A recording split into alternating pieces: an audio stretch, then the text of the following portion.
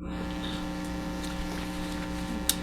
we will call this meeting to order. This is a public meeting of the Bedminster Township Land Use Board. Notice of this meeting was given in accordance with the Open Public Meetings Act, and adequate notice was sent to the Burnsville News and the Courier News and to all subscribers and posted on the Township Municipal Building, Bulletin Board, 1 Miller Lane, Bedminster, New Jersey. Formal action may be taken this evening. Flags, we'll do a roll call. Mayor Jacobs? I am here. Committeeman Hickey? Here. Mr. Travellini is not. Mr. Rodelius? I don't know. Mr. Leonard? Here. Mr. DiGiovanni is absent. Ms. Oravana? Here. Mr. First? Here. I am Ms. Christie. You're muted, but we can all see you. Here. And Chairwoman Gutschall. Here. And I'm here too. Thank you, Tim. Now we will swear in Tim Walters as a member for this term. So, Tim, please state after me. I, and state your name, I, Tim Walter, do solemnly swear do solemnly swear that I will support the Constitution will support the Constitution of the United States of the United States and the state of New Jersey, and the state of New Jersey, that I will bear true faith that I will bear true faith and allegiance to the same and allegiance to the same and to the governments and to the governments established in the United States established in the United States and in this state, and in this state, under the authority of the people, under the authority of the people, and that I will faithfully, and I will faithfully, impartially, impartially, and justly perform all of the duties of the office of Planning Board Member all of the duties of office of Planning Board Member and Zoning Board, it's Land Use Board, sorry, Land Use Board Member. and Land Use Board Member Thank you. According to the best of my ability, according to the best of my ability, and that I will not use and I will not use my office my office to grant preferential treatment, to grant preferential treatment, nor to seek personal gain, nor to seek personal gain, favor, or advantage not available to the general public, not available to the general public. so help me God. So help me God. Congratulations, Mr. Walters. Well, thank you. So now, board members, we will do the flag salute. I pledge allegiance to the flag of the United States of America and to the republic for which it stands, one nation, under God, indivisible, with liberty and justice for all. And now, serving as a temporary chair, I call for nominations for the position of Land Use Board Chairperson. I will nominate Carol Gutschall for chair. I'll second, Tim. And are there any other nominations? There being none, we'll treat the motion as a motion to nominate and appoint Carol Gutschall as Chair of the Land Use Board for 2022. I mean, amazing. So we will have a roll call vote on that. Mayor Jacobs? Aye. Committeeman Hickey? Aye. Mr. Rodelius?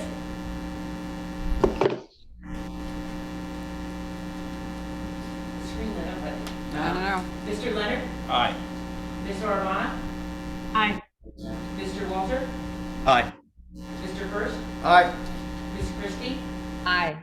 Chairwoman Gutschall. George, if you're there, George, can you raise your hand? Well, there's Ruth. Okay, Yeah, thank you, George.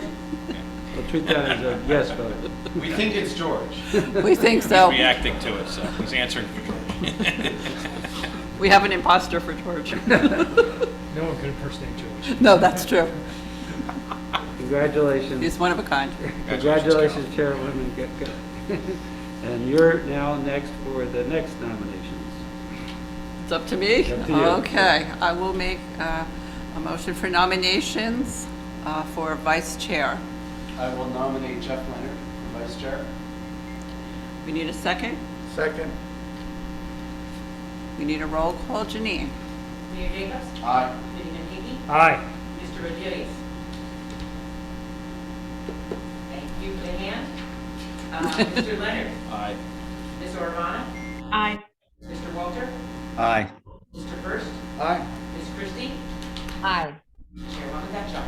Aye. Congratulations, Jeff. Let's see, where are we? Rich is ready to be Rich is here? Who just joined? Oh, so Rich that just joined us? Okay. Did Rich sign a note? He did not, so you will have to Okay. swear him in. Okay. I guess, Tom, you want to swear him in Okay. first? Yes. Rich, I think he's we still need connected. to, we need you have, you raise your right hand and swear after me. Do you hear me, Rich?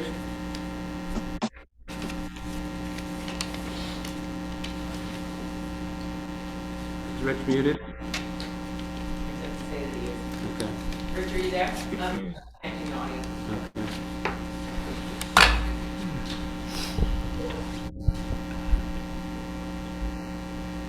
Now he might be. Rich, can you hear me? It's Tom Collins. Now he's moved. Unmute yourself, Rich. Rich, can you hear us? Yes, I can hear you. Oh, thank you, Rich. Now I'm going to ask you to swear your oath of office as a board member. So please raise your right hand. Wait, can you wait 1 minute? I'm parking my car now. Oh, sure. If you're right here, we'll. Assuming Much we're better logging for- on to Zoom, people are coming in. That's a new one. You wanna miss it? This is priceless. You can sign right here. You should have one on Yes, his. on that. Okay. You guys do the whole thing in the car, like Colin. I could even see you, Colin. It was amazing. I didn't see him backing up here. So we're going to let it go, or you're going to swear him in Let's still? have this sign it, and then we can keep going on non-application things. Okay, Because, unless you want to wait, it's up to the chair. But okay, all right. I just wanted to remind the board that the microphones pick up every little detail that anybody says, so just be careful when you're talking, especially if, oh, there he is. There he is. Yes. Oh, that's good. Oh, that's good. the mirror, you can actually just sign, Rich. You don't have to. Sign the bottom there, Rich, so we make you official. We like the paper copy. So it's kind of nice of you to pull in, log on to Zoom as you were pulling in the car. I thought I would be missing some like essential testimony or something. So, Yeah, yours. You almost missed Carol escape from being a chairperson. Yeah, it was parole time. Yes, sir. We almost nominated you, which one here?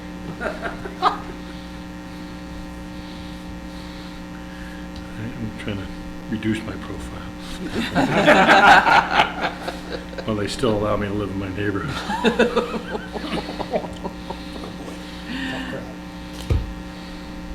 As I was saying, I just want to remind the board about the microphones. They do pick up everything, and especially if you have little side conversations going on, they do pick that up as well, so let's be careful about conversations that we have.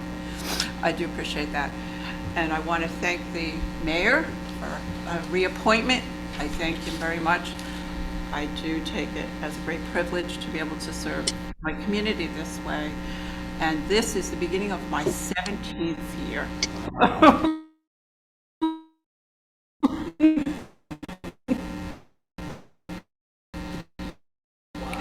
Wow. Yeah, it's a wow. Who knew? January 6th, I can live in infamy. For sure. Okay, I think we have some minutes that we need to approve. We need December 2nd. If anybody or everybody has read them, so we can make a motion to approve. So moved. Second. All in favor? Aye. Anyone have to recuse themselves? I think we do have a few recusals from that day. Yeah, there, well, Chris, part of the meeting was Board of Adjustment. Yes, Anna was absent. So I she wasn't there, right. and Kathy too. Okay, minutes from the 2nd have been approved. December 9th, we need a So moved. motion, okay? We need a second for that. Second. Okay. Second, yes. And I believe that was all planning board that night, I believe. That was the meeting night. I was not here. Oh, you were not here, right? Yeah, that's all planning board. That was all planning board, I believe, that night. So, No, that was the shopping center. That was the. Yeah, no, that, The shopping center was BOA. oh, right, Yeah. right, Oh, yes, okay.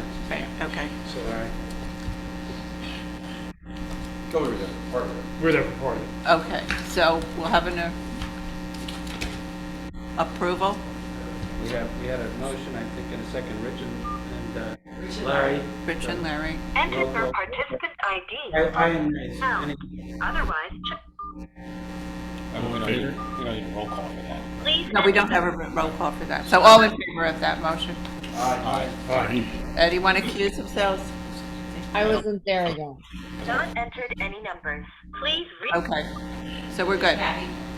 Yeah, just Kathy. You are in the meeting now. There are 5 participants. George, This meeting I is don't know. recorded. You are muted. You can Somebody's in the mute or meeting. unmute Somebody. yourself by pressing You're star. certainly in it. You have been added to the waiting room. You cannot. George, you You are can- unmuted. You've got George on the Make it up. computer as well as the phone. I muted his. Right, Well done. thank you. Well done. Ah, thank goodness I'm up for reappointment. wait a minute. Oh, boy.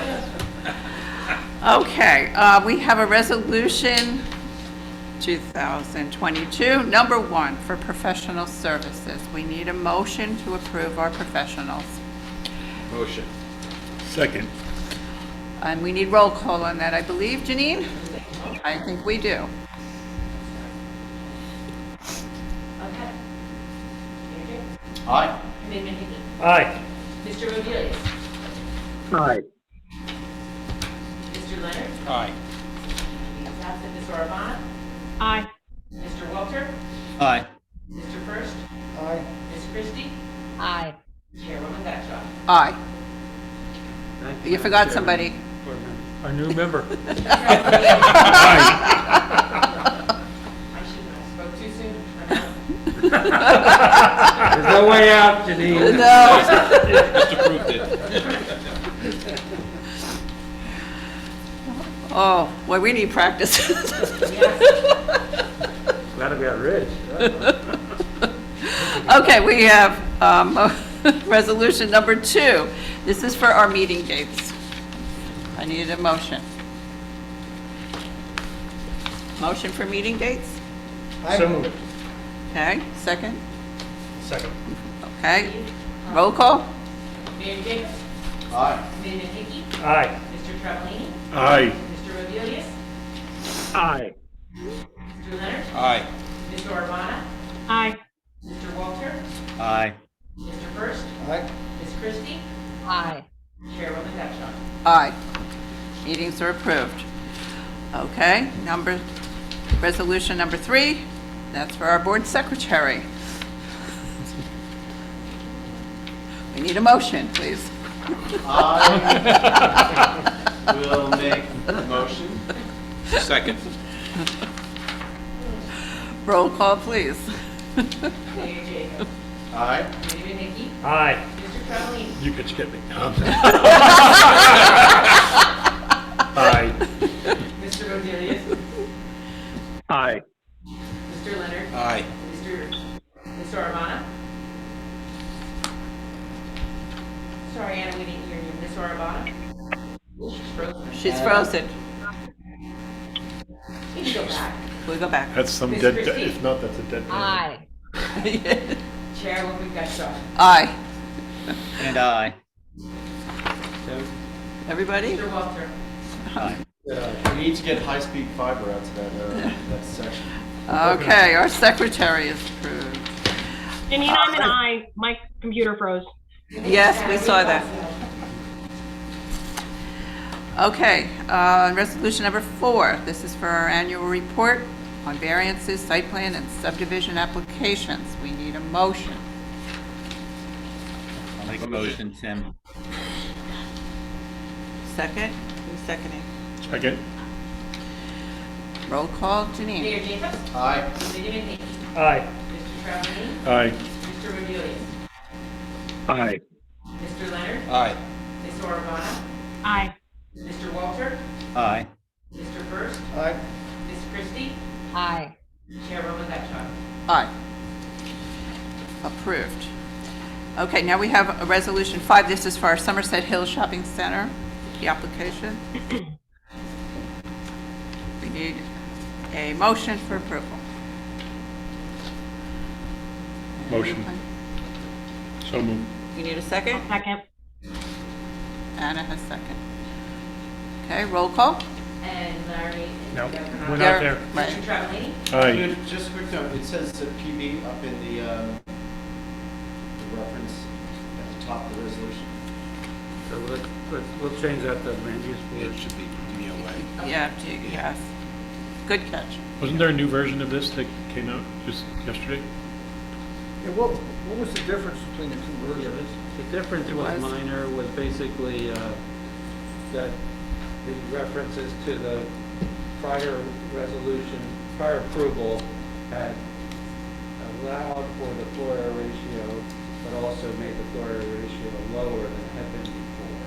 So it was reciting the fact which was stated in the record. Thank you.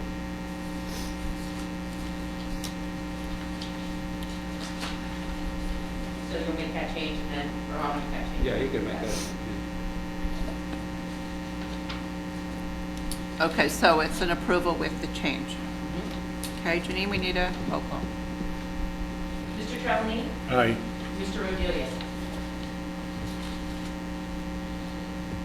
George, you're muted. I can't vote. He voted no.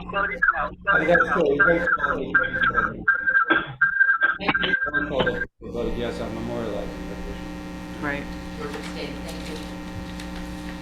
Mr. Leonard? Yeah, I'm going to abstain on this one.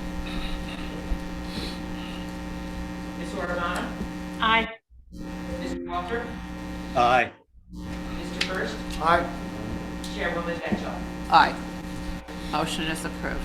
So Jeff, George, and Yeah. Kathy have Please abstained. stay. Okay. Okay, we got through that. That seemed like an ordeal. So now we have determination of completeness, and we have our guest engineer tonight. Yes, good evening, Madam Chair, members of the board. First one, Leonard Farms. This application had been previously deemed complete by the board. This current version is a reduction, a substantial reduction in scope. So we recommend that this application be deemed complete, subject to the previously granted waivers. So if the board would entertain of the approval, it'd be a motion to waive the remaining items for completeness and deem the Lamington Farms Golf Club application as complete.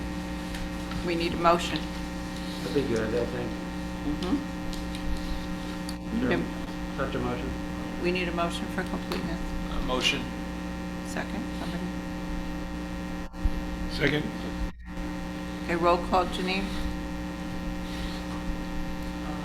Is this one, it's not for mayor?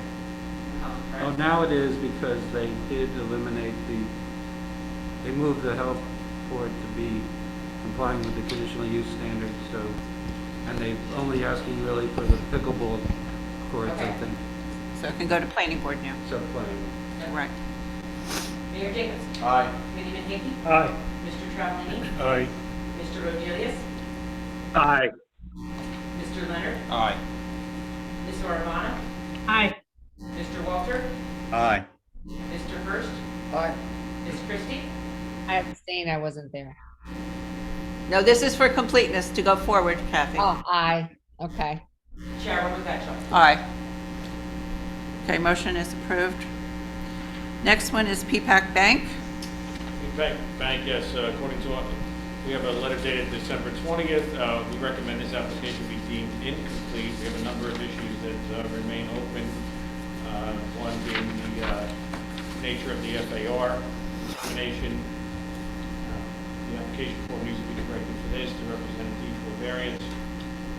We need a breakdown of, for checklist item 2, for breakdown of application and escrow fees.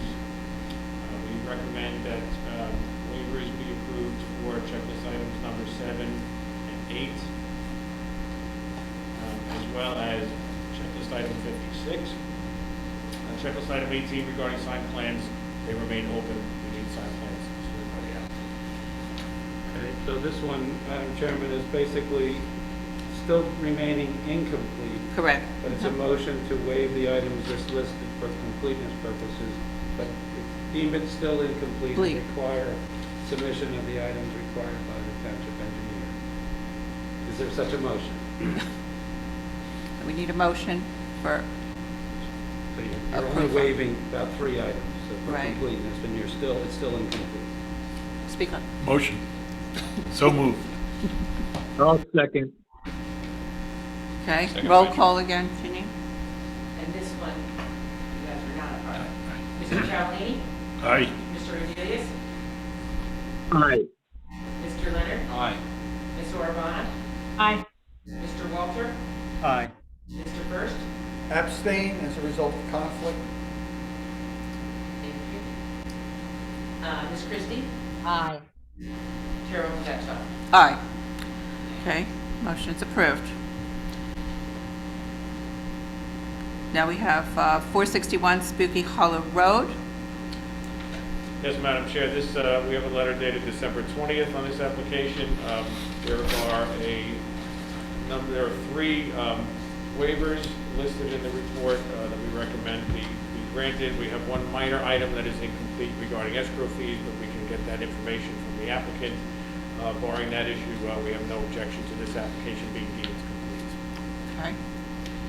We need a motion to approve. So moved. Second. Janine, roll call. Mayor Jacobs? This is No, listed this is as Board of Board Adjustment. But is it a, It's a, it's a D, it's a D, and it involves, I think, demolishing existing accessory units and building new ones, which is a D. Okay? So that would So be. it's Board of Adjustment, Board- not Larry, not. Is this a Van Royen application? Yes. Thank you. Mr. Cialdini? Aye. Mr. Adelis? Aye. Mr. Leonard? Aye. Ms. Urbana? Aye. Mr. Walter? Aye. Mr. First? Abstain due to conflict. So that's a recusal, but that, Market is recused on both the 2, these are only for completeness, but Yeah. for PPAC, Gladstone Bank, and for 461 Spook Hollow, Steve First recused. Ms. Christie? Aye. Chairwoman Gotcha. Aye. Motion approved.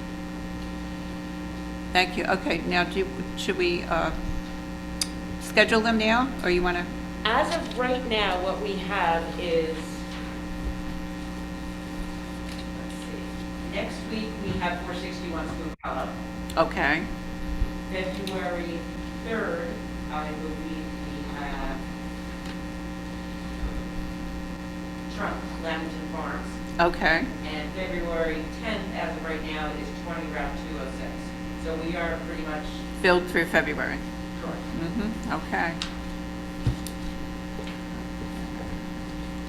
Leamington Farms is what date, February? Lamington Farms is February 3rd. The first meeting in The first February. one, yes.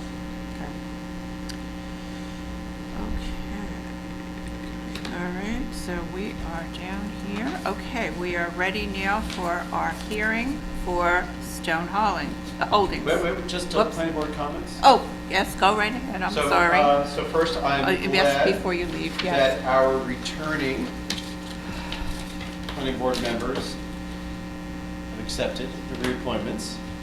And I'm also pleased on many levels that Kathy Christie is back with the Land Use Board and that she's raring to go, and she's certainly a welcome member participation on the Land Use Board. And also the reason that she's able to come back to us is because she's in great health. And Kathy, it's great seeing you here. Sort of Thanks, not Larry. quite live, but we certainly look forward to seeing you live in person. So thank you for Much appreciated. Glad to be here. Thank you very much. and those are my comments. Thank you, Mayor. Appreciate it. And I have the same sentiments, Kathy. We're glad to have you back. I'm so happy to be here. Good health. Absolutely. So, okay, well, I guess you two are leaving us. Bye-bye. I would just say the same. Can I ask a question about our ordinance? Somebody who maybe knows it a little better than I do? Sure, Frank or Thomas? sure. Within the residential zone, can you cut down a tree without a permit, if it's alive? No. No. You need a permit, yes. Lot coverage in a residential zone is, Let's go back to that. There is a tree cutting ordinance that applies. It probably does not apply to woodlands management on a woodlands management farm property. There are exceptions to the tree cutting ordinance. Certain size trees are accepted, certain disease trees are This is accepted. true. So is that? all right, so it's a little. It depends. It's a little but- gray. So, all Generally right, speaking. but if it's a sapling and it's, because of an unattended situation where now you suddenly have a 2 or 3 inch sapling that you want to get rid of, okay. That's kind of my expectation on the trees. But if it's a live, 2-foot diameter tree, you need a You're supposed to get a permit. permit. I'm not going to say that that's always followed, but I am going to say that there's an ordinance, generally speaking, that's applicable. And I think I'm in R2. Lot coverage in R2 is 40%, if I'm not mistaken, or 35? I'd have to check, Frank. I don't know. Frank, do you know? Offhand? I don't know. R2? I know our building department would like to know any trees that are taken down, regardless of the ordinance, just so that they know what trees are being taken down and that it's properly being taken care of and whether it does need a permit. I've had several trees that I've had to take down in our community, and they were completely dead, and they asked me still to please let them know, so that. Well, we have this, Yes. obviously this ash borer situation is Yes, getting, right, raising exactly. its ugly head again. It is. It is. What? 20% in R2, Interesting. okay? Gravel is coverage, right? Decks are covered, anything. Gravel's coverage, decks are Gravel. coverage, wood chips coverage? One of the things that the chair and Paul and I have initially kind of talked about is the fact that we've taken the theory of impervious coverage or lot coverage to a different level, so that anything you might do to modify what's on the above the ground is covered. So it could be entirely impervious and it would still be covered, like a deck. Okay, And we may want to rethink that a little bit because some of these numbers are fairly tight now. but wood chip, since it's an added kind of thing, as opposed to the natural landscape and so forth, is coverage. Okay. Trying to make some new friends? Yeah, Yeah, one last question. Is there a limitation about how many vehicles you can park on your property? Depends whether you're Italian. I didn't say they were on my front lawn. I didn't say I parked them on my front lawn. I just said, is there a question about how many vehicles you can have? Probably not. It depends on the type of vehicle. Probably not. Probably not at the number, but it might be restrictions on commercial vehicles and on large vehicles and construction vehicles. I looked at some of that before I got on the board with something else. I don't think you can have any unlicensed vehicles. Right? No one. That's pretty true everywhere. And, or there is a limitation potentially on commercial vehicles. probably is, but it might be through commercial vehicle parking. Commercial vehicles in residential zones Okay. Can you tell me Should we- can you tell me the chapter and paragraph so I can check it myself? Just to be clear? I'm not trying to like win any friends for sure, but it all goes to the, nature and character kind of things that, You're doing a good job. are. You want to give me a call tomorrow? yeah, maybe I'll do that. Send him an email. Happy to do that. All right, Frank, thanks.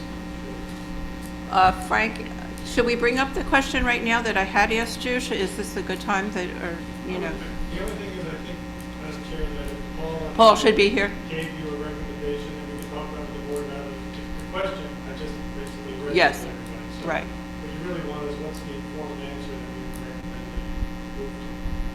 That's what we have to talk about. Well, I thought maybe we could just have a discussion to the board, just so that they know what we're thinking. Absolutely. And That's so, your prerogative. yeah, okay. Well, what I brought up to Frank was the fact that I had reviewed quite a few of our applications over the past year or so, and I found that because of our setbacks, which we want to have in our, especially in our R10 zone, that the driveways are very long and take up most of the lot coverage. And if you look at them, several of them were well over 4%, some even 5% just for the driveways. So I asked Frank if we could look at that and perhaps modify it some way to accommodate these larger driveways. Now, they are mostly stone, so, we can argue whether it's impervious or not. I know that in our ordinance, it is considered impervious because it gets crushed and packed in. But it doesn't seem fair to me that if we have a driveway that takes up 5% and it's 5% coverage, it doesn't allow anything for any house or amenities. And if you have a 10-acre piece of lot, you ought to be able to use it for a house and some amenities. The 200-foot setback.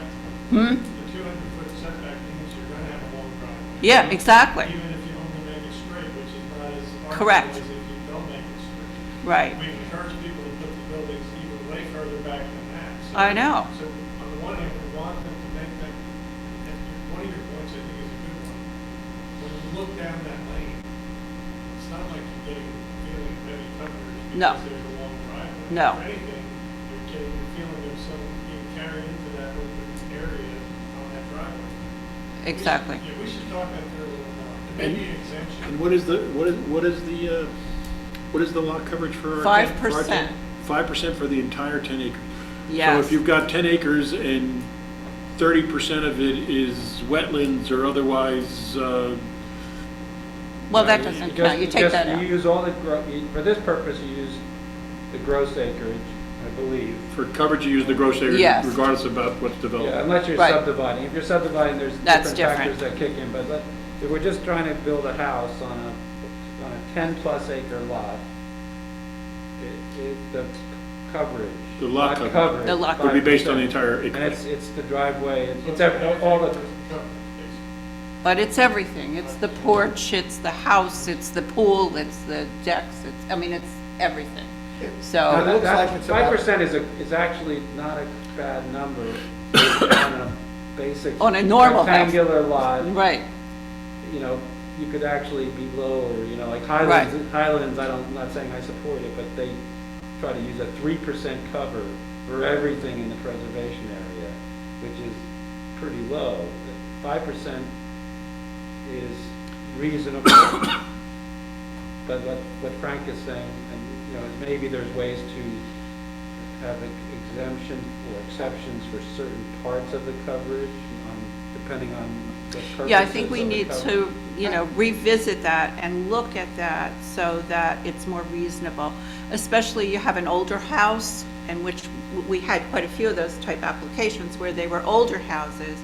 And, we want people to improve them. We want them to upgrade them and give them the opportunity. And there might be people who, might be resistant to do that if they have to come before the board and spend the money for engineering and all the things that they have to do in order to do that. So, That's all I'm saying, so, Well, I'm sorry, what's the width of an average driveway? 10, 12 feet? more, 20. 25, isn't it? Driveway. Up to 15 graded area. 18. Up to 15 graded area, 8 to 10, maybe the engineer could help us, but, you know, Yeah. for a true driveway, you get for one house, you need about 8 to 10 feet. So if you have 10 Minimum, feet yeah. and 200 feet is 2,000 feet, which is 5% of an acre, right? An acre's 42,000 feet. Yep. 5% of an acre at 10 acres, it's 0.5%. And that's without having any rounding, without having any parking area for guests or anything else. Just, You also need to consider that you'd have to be able to drive 2 cars in 2 different directions on that. So it had to be wider if it's that far. It usually isn't though. No. When you really get down to single-family house lot driveways, it's I thought they usually- were wider. I was just trying to point out sort of the minimum. Yeah, right. Is that it uses a half 10 a to 12 point feet, yeah. at a bare minimum, and everybody has to have a couple of parking spaces for guests. Oh, and yeah. Other things. Usually Oh, a pad by the absolutely. garage and stuff And a like pad that. by the Yeah. garage and all of that, so. Well, it's just something to think about. I know Frank is looking at it, he's bringing it before Paul, and maybe we can come up with a compromise. That's what we're looking for. One thing that I miss about this, and maybe because I'm an old Essex County guy, when you say, We wanna hold that against when you. you say impervious coverage to me, you know, my first thought is that it's paved. Well, we no, all do. Remember the word in your ordinance, I'm pretty sure is lot coverage. Lot Yeah. coverage. So it doesn't, Let me read you the definition. Lot coverage is the square footage or other area measurement by which all buildings and impervious surfaces cover a lot as measured in a horizontal plane to the limits of the impervious areas. All surface parking areas are also, and all required parking areas which are permitted to remain unsurfaced shall be included in the complement. So if you get free from some of your parking requirement, you have to build it, but. This is Moskowitz definition or our ordinance's definition? Ordinance, that's coverage, and then lot coverage also includes the area covered by open decks, patios, unpaved stone, or other semi. But you are using the word impervious. well, Now listen to in the last addition, part, you know. the last part. Oh. Yeah, in the beginning it sounded great.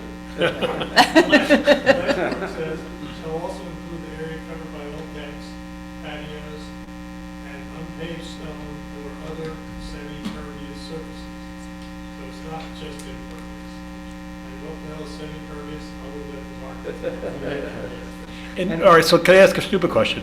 What is the goal? They're not stupid. What is the goal of limiting lot coverage? What's the objective? by the- Vertical, right? There's actually multiple goals.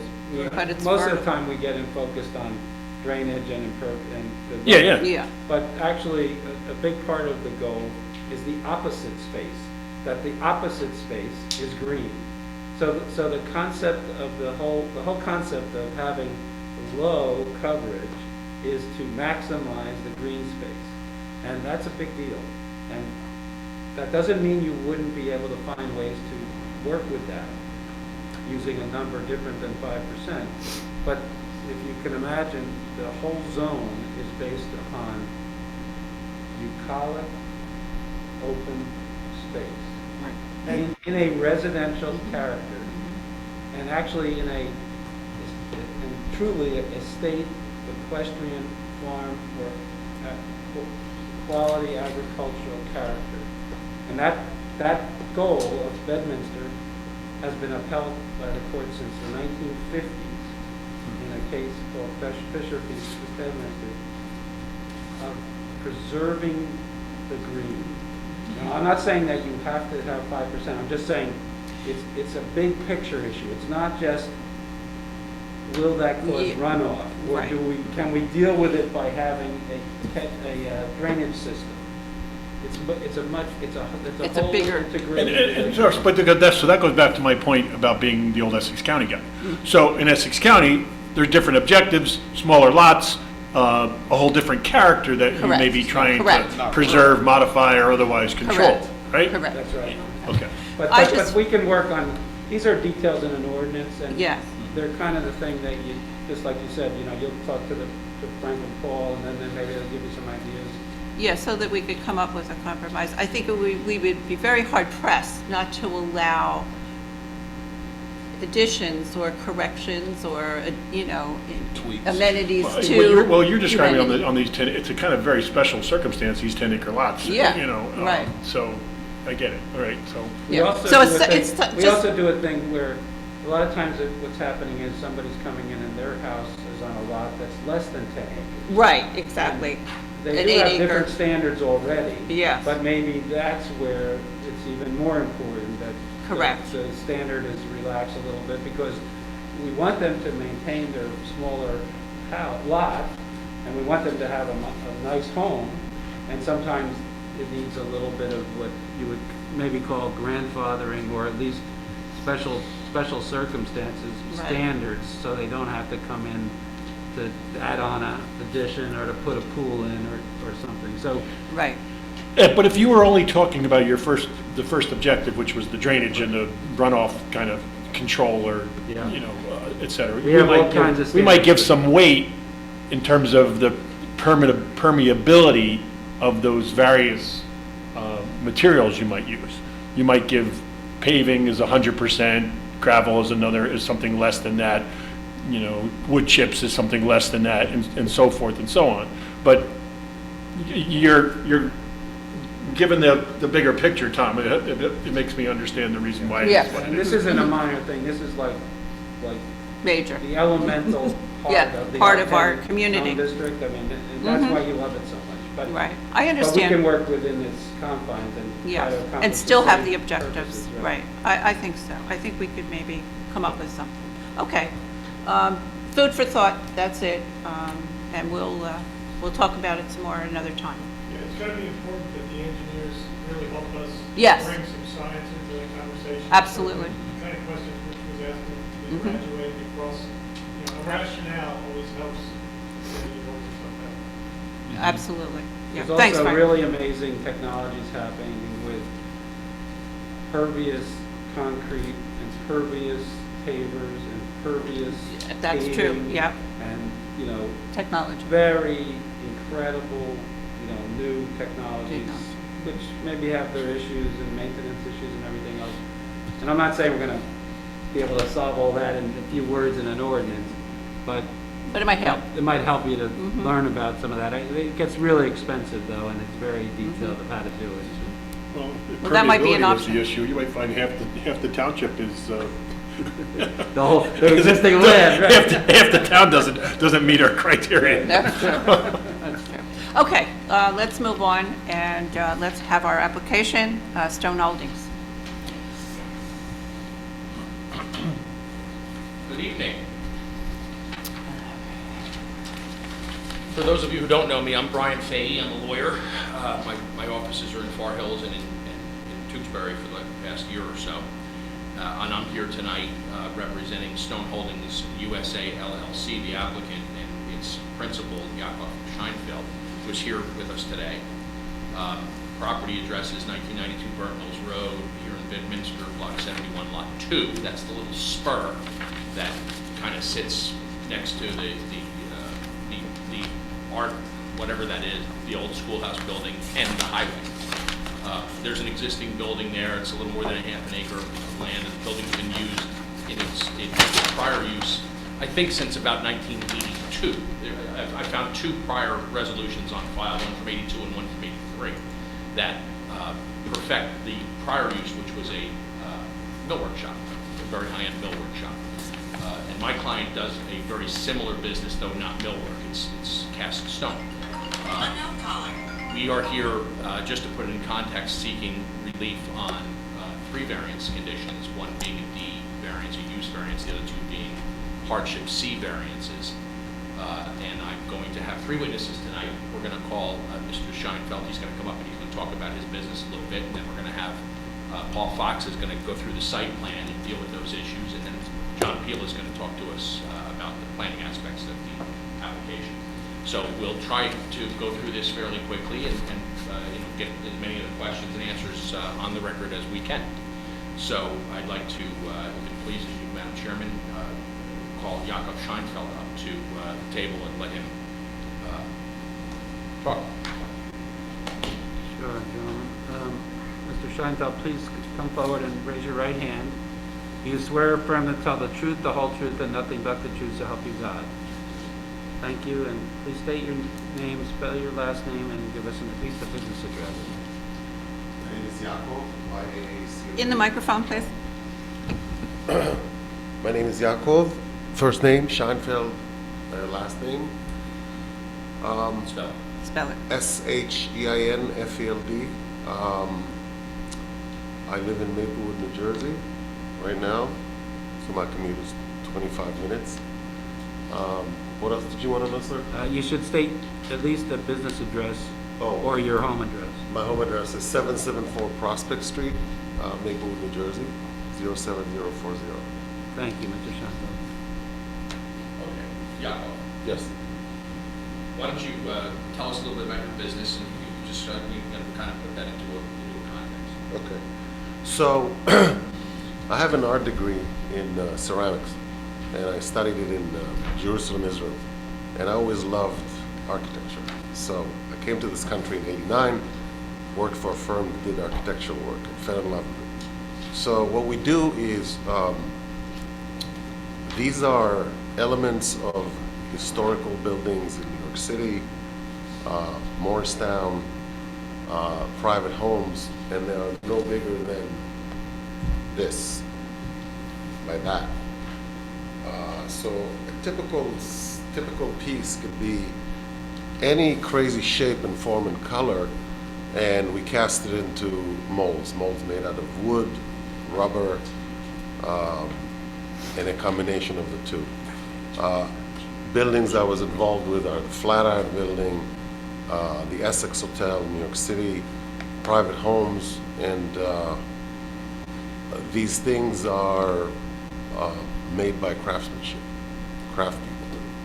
So it's labor intensive, it's creative, and beautiful. So you make molds, and then you cast stone items into the molds. Yes. And those molds can be anything from, well, from a small thing like this to how big do they? I would say the minimal size could be 6 inches by 4 inches by 3 inches. It usually is incorporated into the brick wall, so it's tied into the brick, and it gets to be part of the building. Like a facade?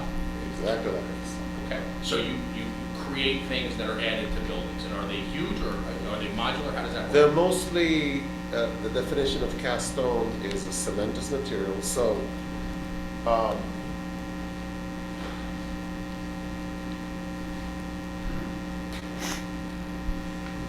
it's the traditional, here's limestone aggregate, and this is sand 181 from Schofield Sand right here in Somerset, and Portland cement. So those are the basic materials that go into stone, a mold that becomes a stone. We cast it inside the building. You make corbels, cornice work? Exactly. Things like that? Yes. Okay. But not, these are like the whimsical parts. Oh, whimsical. When we get that, we're happy, but most of the time it's just a geometric shape. And there's millions of them. Are you doing, so if somebody has a cornice that is falling off their 100-year-old building, do you replace some of those components? Is that part of what you do? 80% of the time. So why don't you tell what you do on the the Jersey City project that you just did? Oh, well, the GMC. Could you talk into the microphone? The facade was Yeah, he is. removed with that sledgehammer. Oh. Mr. Scheinfeld, could you please talk into the microphone? Yeah, about 2 years ago, a contractor was told by the architect to clean a brownstone entrance to NJIT building. Unfortunately, the guy misunderstood, took a sledgehammer, and destroyed a very important archway to the engineering school of NJIT.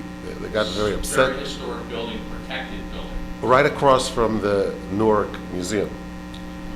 Right across. So they got very upset and they told him, Mr. So-and-so, you have a $175,000 fine and we're not going to pay you unless you fix it.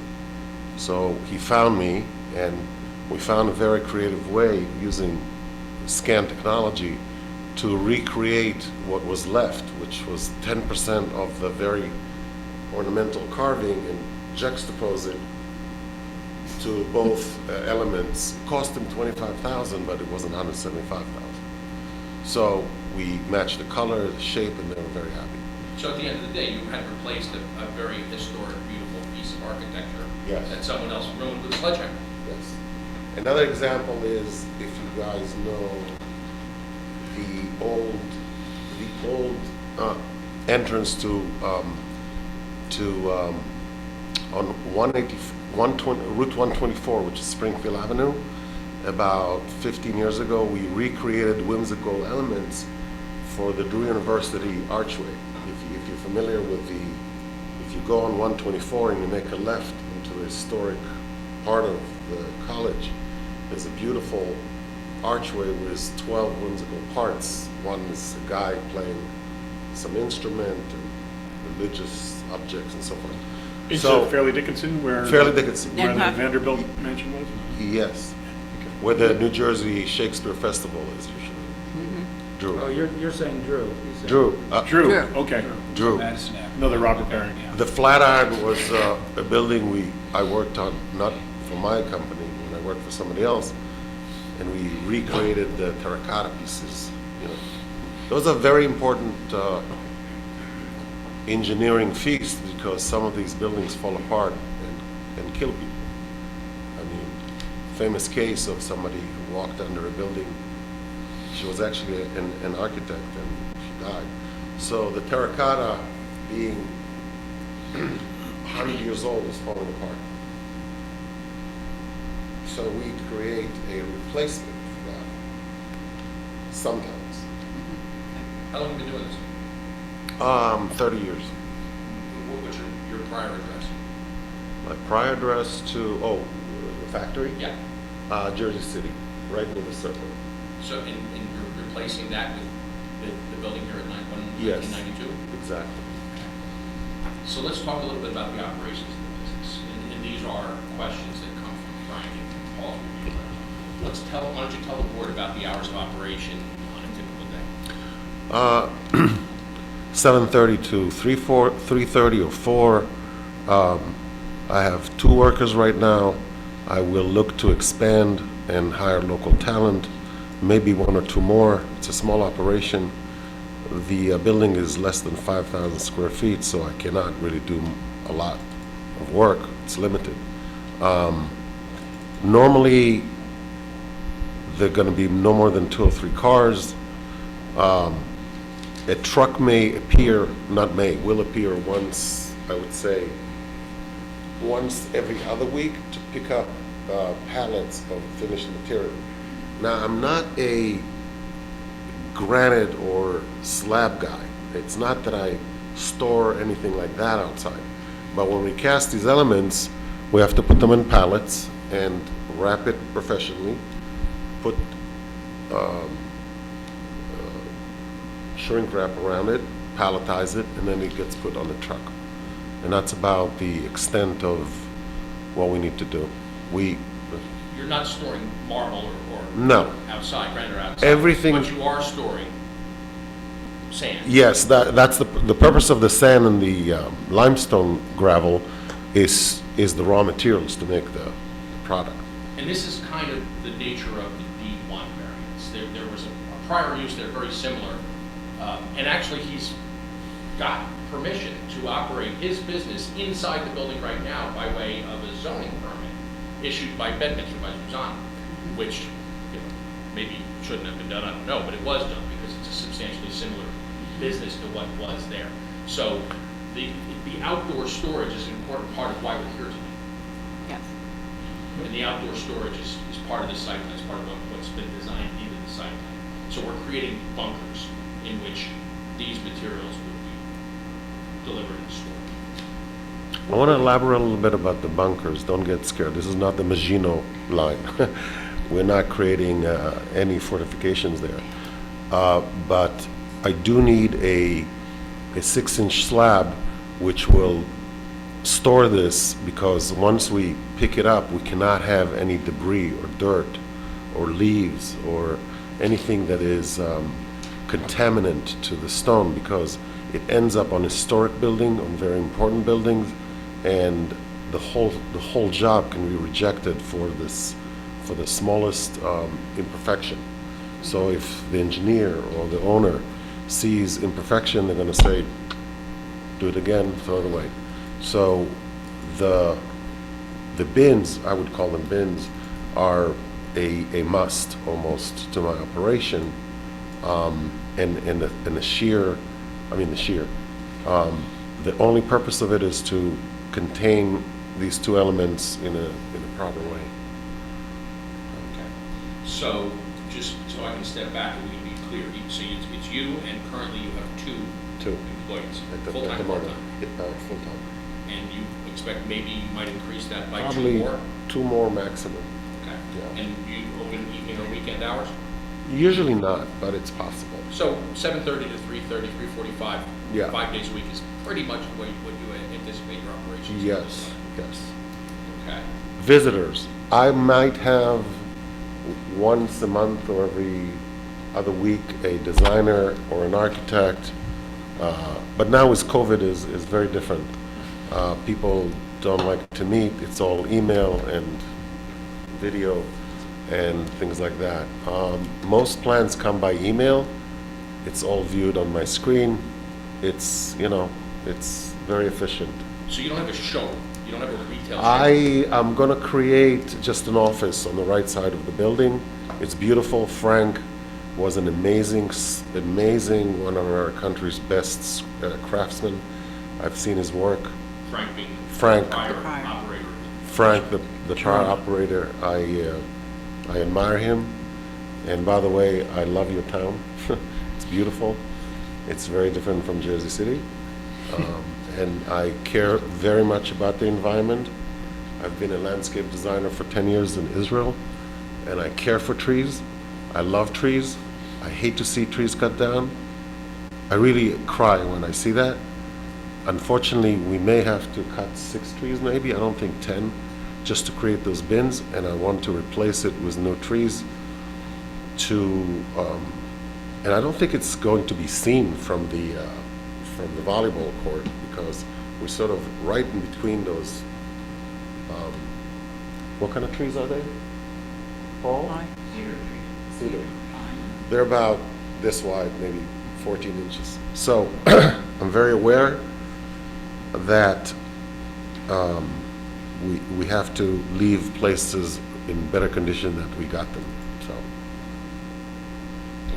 Now let's talk a little bit about, you mentioned that you'll have 1 or 2 times a month trucks removing palletized materials that you've created on site. Yes. What about delivering materials to you? How often does that happen? What type of vehicles come in and how frequent? It would be in about the same frequency, maybe 6-8 times a year. When these parts come off the building, it's terracotta pieces that are damaged, and they bring it to us as a sample. Let's say this is the terracotta. They expect that exactly in cast stone. So they give me that, and they get pretty much the same back, but not broken, not damaged. But what about that? When does these materials come? How often do they come in by what vehicle? 3 times a year by a 20-ton, it's one of those, what is it called? Triaxle. They come, and my purpose is to, can I have that map? Thank you. Basically, so if you look at the map, here's the building, the end of it. Here's the trees that we're thinking of removing. Sorry, these are the trees we're removing to create this. I don't think this is necessary. In reverse, and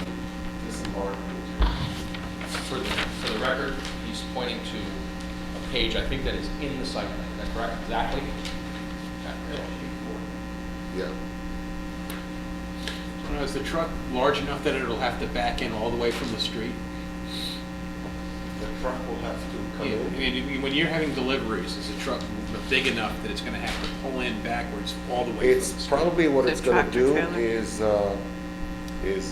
go into the county road Right. and reverse and go down and just. All right, go- so in go other words, down they and can't turn reverse. around on the site. Sorry? They can't turn I around think on it's the gonna site. be a little hard for them. Right, okay. Paul's testified to that. Okay, all right, I'm just curious. Okay. And it's only the limestone and the sand that you store outside? Yes. The Portland cement, you have to, Portland cement has- can't get moist. Right? Now, how much of this, You know, they cost $25 now, a bag. how much material are you talking about here? I mean, put it in a perspective so us lay people know how. Sure. Since all I do is already sold almost the day I make it, because it's custom, nothing I do is I don't do pavers or mundane material or nothing like that, because that requires a big, Right. 5-acre site. All I have is 0.57. Everything I do gets snapped away and I get yelled at, why isn't it ready? So I'm under the gun, I'm under pressure almost weekly or daily, and it's snapped. I mean, it's never there. Once it's done, they come and take it. And it's usually, Are you asking how? Yeah, but you're not answering the question. Go ahead. How much material are you storing In where? these bunkers? in Oh, these in these bunkers? bunkers? The sand and the. Yeah. How big are the bunkers? The bunkers are what, 20 by 10? Yeah. So imagine a triaxle. We could do that, Paul, but It's 20 tons. let's just wait a second. This is one reason why it's good to swear people in at the same time. So Paul, please come forward and stand by this mic. You want to have John Peel come up too? Yes, both witnesses who might help the applicant, please come to the mic at where Paul is, and please raise your right hand. Do you swear or affirm to tell the truth, the whole truth, and nothing but the truth, so help you God? Well, I do. And please state your names and addresses. Paul Fox, Far Hills, New Jersey. Cubic. With Apgar Associates. Cubic, Yeah, square foot, Yeah. cubic foot. yeah. John Peel with PK Environmental, Chatham, New Jersey. And we'll just confirm for the record that the board recognizes and accepts Paul Fox's qualifications as a professional engineer and John Peel's qualifications as a professional planner and environmental consultant. So thank you, gentlemen. And just for you, Paul, you said something, but why don't you repeat that, what you were saying about the size of the bins? Yeah, I don't know that that's on.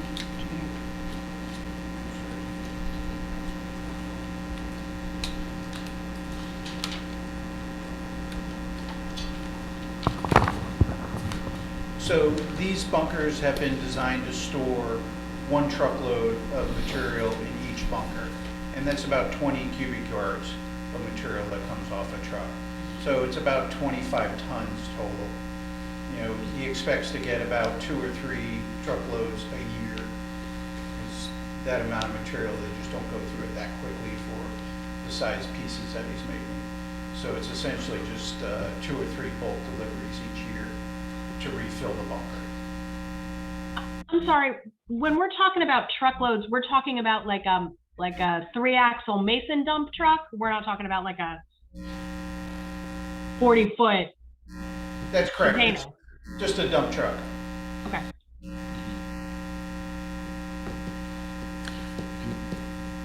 And 20 cubic yards is, what, 15 feet by 15 feet by 15 feet? 10 by 15 by 5, I think, right? Yeah. Right, About that's that. fine, yeah. We designed the bunkers to be the right size to fit 1 truckload. Hi, Tim Walter. I have a quick question. So the pad itself is going to be 12 by 20 concrete pad, is that correct? I don't have the dimensions in front of me right now, but that's about right, yes. And then what about height? When we say bunker, that's the pad. I think the gentleman said 6-inch thick. How high is it going to be? Because obviously it has to have a roof on it. The walls would be sloping from meeting grade at the front of the bunker and toward the back of the bunker. They'd be 4.5 feet or 5 feet tall. would not be a roof on it. There would just be a tarp covering the material. There's no roof. Oh, there's nothing. Oh, okay. So it's just going to be a pad with the material and then a tarp over the material. Exactly. So 3 sides and the pad. That's right. Kind of similar to if you were picking up mulch at a landscape supply company. They'll have kind of bins where you pick up whatever material you need. A similar idea. Or a glorified trash pickup area. Yeah. What are you building a bunker walls out of? Mr. Farrar spoke to me about that and Yeah. indicated a concern with respect to the blocks. Normally, they're just built out of concrete blocks that are formed with leftover concrete when it gets back to the concrete yard. So we discussed that, and there are some more attractive solutions that actually have a pattern cast into the exterior face, and we agreed to use those. You guys gotta make something for you. Yeah, really. Unfortunately, those are substantially larger than what my client is used to dealing with. Yeah, we don't, Jakob doesn't make big blocks like that. He makes small. You're talking about the pre-pattern, the precast. Exactly, exactly. But large enough so that there's some heft to them, they can contain the material that's being dumped into there from the truck. Do you have a website by any chance? Sorry, He's Tim? asking if they have a website. Website? Tim? Do I have a website? You have a website? Yes. It's usstone.biz, B-I-Z. Okay, thank you. And what is the reason you're moving from Jersey City? Is there any particular reason you're moving from there out here to, The reason is that I lost my lease. The landlord is selling the building. The whole area is going through redevelopment. And I got a notice that it's an imminent sale. So I've been actually looking for 2 years now. interesting? Without a building, I cannot operate. Well, I understand that. Okay, so just to go back, we put for the record that you have material delivered 3 times a year? About, yeah. Something like that, and it comes in a triple axle dump truck. Yes. And that's what it is. So the dump truck comes in, loads the material into one of these 2 bunkers that are to be built on the property and then leaves. Unloads. And then when you generate your materials, palletize, wrap your materials, they go out on smaller trucks, right? Yes. What type of truck does that look like? And how often does Those that are typically either a mason dump truck, which are small. Sometimes it's a larger one, which is sort of like a flatbed. It is a flatbed, so that's all it is. But it's a smaller size flatbed, like I would say it's 18 by 18 feet long, maybe by 8 feet wide. You know, those types. They don't come with a crane. They unload it at the job site with the forklift. Do you have a forklift on site? Yes. What else do you have on site? What other vehicles will you keep on site for? Well, we business? have our own private vehicles. I purchased a skid steer, which will be inside, because that's my main, operational moving vehicle, and that's about it. Inside, if you're worried about noise, we're going to operate 2 small electrically powered drum, what's called a drum mixer, and it just mixes about this big, and the noise is much less than all the traffic on 287. I don't know how many decibels, but I guarantee that you cannot hear it on the outside of the building. And so that happens inside the building? Inside. Right. Yeah. So outside the building, what's happening that's loud besides the trucks coming in and out? Nothing. No noise. Okay, and will the storage of materials and the movement of materials outside create a dust situation that's? Not at all. Not at all? Not at all, because the finished product is a solid matter. Right, but I'm talking about this material being outside. This material does not move. I mean, it's contained by the walls. And it's also, doesn't appear to be dusty, is that No, right? it's sand 181. It's a milled to certain sieve, and it's stationary. It's almost like sea sand. It is sea sand. Okay. basically. So that's all I have for this witness. I offer him to the board and to the Yes, experts. I'll open it up to the board if anybody from the board has any questions for this witness. Janine, you can look. Do you use a backhoe or some sort of vehicle to take sand or limestone from the bin into the building? And what is that operation like, and what kind of, is it gas powered, is it propane powered, is it electric powered? Yeah, that's the purpose of me buying the skid steer. That will allow me to go into the bin and replenish our inside area of mixing. Because each time you come in with a bucket and you put it in. But that happens maybe once in a week or two, because we don't mix much. We're not a concrete plant, as you see on Route 17, or, we're very small and we charge a lot more per cubic. Concrete is sold by the yard. We sell by the cubic foot. So it's Digital printers that make the mold? Or? I wish. It's digital printers. The 3D printers, whatever they call them these days. It's a joke. Yeah. So how are you making the molds? Is that like a millwork process to make the molds? The mold is a very tedious work of creating patterns first. The positive has to be created. In other words, if this is what you want, we create the negative. Then we pour concrete into the positive. I mean, into the negative to create the positive. In a way, we do what Frank did, but Frank's finished product was cabinets. Ours is stone. But it would be very similar to a metal shop where they're making molds of, again, you're making the negative. But if you were molding aluminum into a form, whether it was, I'm thinking about the high school shop class.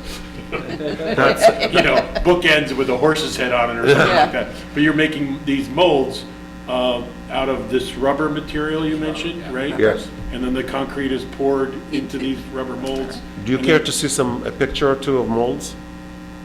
Well, I'm just more concerned about the process of you're telling me how you make the finished product. How do you make the molds that you form the finished product? By applying elastomers. Smooth-On is a company in Easton, my main supplier. And there's two types of rubber molds. Either you pour it or you brush it. Pouring means that you have to create a space. Follow me closely. If you pour it, you have to create a half-inch space, remove the shell, and pour into the cavity. If you want to brush it, then you mix part A, part B, and part C, and you slowly add 3 or 4 layers of rubber. Then you back it up with Ultracal backed with burlap. It's So there's a shell, and then Yeah. there's a mold that goes in the shell. yes. So it doesn't sound like in terms of noise and activity inside your shop, it's not any more intense or noisier than Frank's wood shop was. No, Probably not at less all. noisy. Maybe less, because we don't cut so much wood as he did. There's no grrr and cutting and this and that, no. But some, yeah. I bought half of his equipment from him. He had some very good tools. We both Hungarian, by the way. I have a question about how many products you make in a period of time of a month, where you talk about you palletize them and then they come and they pick up the pallets. How many people are going to be coming and picking up the pallets each month? Like I said earlier, maybe 2 to 3 times a month. That's the average. So I would say once a week.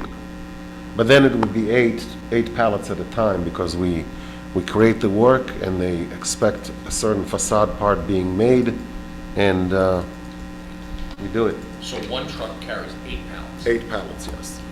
So how least. large is that truck? Because they want to maximize their trip. It's all about efficiency. What was the question? Approximately how large is the truck that's going to carry 8 pallets? A pallet is normally 36 inches or 4 feet by 4 feet, so 4 times 4, 24, or 4 times 3, 18. The testimony earlier was that it's a flatbed. It's not a large truck. It's just a flatbed, like a Mason dump truck that has 2 rows of 4 pallets. We never use 18-wheelers. They never come. They're not. It's not that type of traffic. That's what I wanted to clarify. Yeah, no.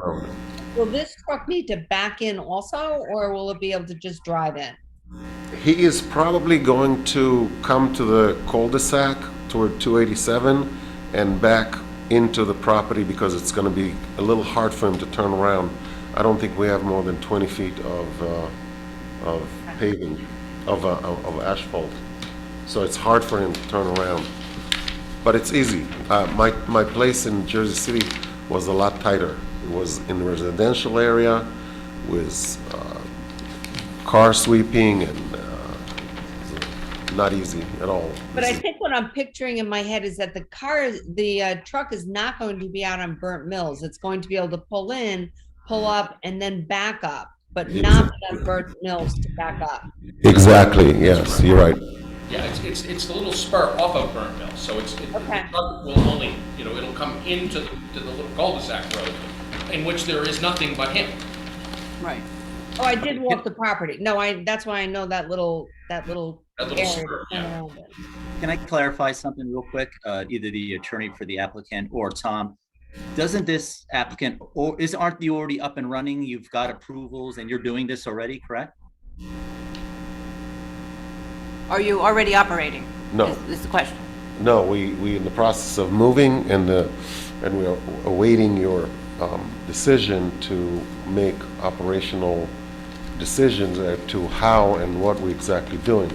Hopefully, we're going to render a positive outcome, but we are waiting for a decision. And did I hear from your attorney earlier that the zoning allows you to do this? Pretty much all you're looking for is approval to put these bins outside. Is that correct? Not exactly. No, that I can see how that's what you heard. It's not what I said. This use is not permitted in the ORV zone, so it requires the D1 variance. However, because it's substantially similar to the business that was previously operating there, he was granted a zoning permit by the zoning officer here in Bedminster to operate. He just isn't operating yet. So clarify that, maybe Tom, you can say he was given a zoning permit to do this work. So if he wanted to, he could be doing this right now, except not having the bins outside? Sounds like. Yeah. I have not seen any zoning permit. Frank would know more. I don't really think that wouldn't be my legal interpretation based on the facts that I've heard tonight. We're here for a use variance to allow a prior use variance to be converted to a different use. It may have a lot of similarities, but in my view, it's an amendment to a D1 variance and a site plan related to that. So everything about that is subject to the board's discretionary authority, but I'll wait to hear counter arguments. Right, and I I would bring concur it up with that opinion, and I'm not suggesting that that we don't need permission to do this. What I'm saying is that he happens to have been granted a zoning permit to do it already. Not so sure that zoning permit, quote, should have been granted, but it was. So he could function inside the building pursuant to that zoning permit, but that's not what we're not here to say you have to give this to us because we already have it. What we're here to say is that that's just the fact. He applied for and was granted a zoning permit to operate his business because it's substantially similar. The zoning officer felt it was in a substantially similar operation to what was previously there, and she granted the zoning permit already. So he is permitted to, so you're saying he is permitted to run that business there regardless of what we say tonight? What I'm saying is that he has a zoning permit to do that. We're not taking the position that we are entitled to this variance simply because he has a zoning permit. We're here for the variance. We want to do this correctly and right, and we want to secure proper authority to do this. So he does not have the authority to run the business there unless we grant it tonight. I think the answer to that question has to be subject to interpretation. We have to get that answer. Yeah, we have to get that answer. Yeah, we're here for the variance. That's, we seek a use variance for this. I think Frank has, Brian, earlier, I think, when you first mentioned the zoning permit, you suggested that the nature of the use variance tonight was the outdoor storage area. Well, that's because I thought that's what I inferred from your letter. It is clearly part of what the use. Yeah, I think your letter suggested that it's. What I'm saying though is, are you here to make proofs about both the Yes. use that already has the zoning permit and the outdoor storage? Yes. All as a package? Oh, yeah, that's correct. Thank you. That's correct. Can you clarify? I didn't hear that, Frank. I apologize. We're going to look at this as a package where he's looking for the use variance for what he might argue he already has a zoning permit for, and to do the outdoor storage that's also not permitted by ordinance. So he's not trying to rely on the zoning permit to say, I'm already halfway home. He's got to prove his case tonight for everything that I just mentioned. Follow that? Right. Whether we need to or not, we intend to do exactly I'm looking that. right at you, but you can't see me at all, can you? not at all. He's looking at you. Not at all, Frank. Go right in the camera. You're looking great tonight, Frank. Is it clearer, Tim, for you? Or, Yeah, I just want to, I think Kathy has the same line of thought here. Tim, let's just say this. It's a blank slate. As far as I'm concerned, it's a use variance to have a stone company occupy a property that had a woodworking shop. That means it's a blank slate for this use at that property, and they're proposing to change it to have outdoors operations and storage. So that's a use variance as well. I don't think it matters what they have as a zoning permit, and I haven't been given a copy of it. I don't really think it could ever do exactly what this use is. So that being said, it's a use variance and site plan for everything they're asking for tonight. I'm completely. And so the village neighborhood does not allow this type of use, Wait. but since it was already there, they're a asking. can we similar continue? use was Our there. ordinance doesn't describe stone No. fabrication, right? Maybe The ordinance is describing, if it ever permitted a wood shop, It did not. It did not. so he got to get a variance. Mr. Fahey's described, and he's correct, there are two resolutions from, actually they're 1983 and 1984 for Frank Klaus for a one-story commercial building and two-car garage in the rear for a cabinetry and woodworking shop. That's the use variance. That's what exists there, or existed. That was approved in a zone that did not permit that use at all. Now we are here for a different use. You can take your board, or what's called judicial notice of these prior resolutions. But as your board attorney, I'm satisfied that this is an application for a D variance, D1. The use not permitted in the zone because neither woodworking nor stonemason work is stone molding work is permitted in the office research zone. So it's important that basically the board knows that you're here to decide by at least a 5-person vote of a 7-person board of adjustment, whether you are going to allow the use, and if so, under what conditions, and the negative criteria apply to the use variance and to the site plan. I would just say, if I can state it the way I view it, the applicant was granted a permit. The attorney for the applicant has stated that he has the permit. He's not waiving any rights under the permit. Nonetheless, he's here for a variance. If we grant the variance, the issue of the permit is moot. Correct. If we fail to grant the variance, if he's the attorney I think he is, he's gonna in some way try to rely upon the permit that he has. But we don't have to worry about that unless we turn down the variance. Okay. You gonna hire I me don't, now? I don't think you can go that far, Steve, because we don't have, Well, we don't have any permit. Right, but before I'm not us. issuing a legal opinion, I'm just a Yeah, member but of we the don't, board. we don't You're have just a a board permit member. before us. They didn't appeal a permit, they didn't present a copy of Correct. the permit as a basis for this application. Nope. So frankly, it really doesn't matter. Well, I think I said it doesn't matter Yeah. at this point. And if, But I disagree on one thing. I don't think the applicant has the authority to contend after they make this application that they already had permission to do it. I think they are electing, I think they are electing by making this application to seek a full approval from the board for the full use, including the outdoor activities, including the outdoor storage and outdoor operation, which is more than just storage. which is in the historic district of Plaquemine. No, I know that, Steve. I just. I'm sorry, I don't want Kathy. the record to be unclear about One it. at a time.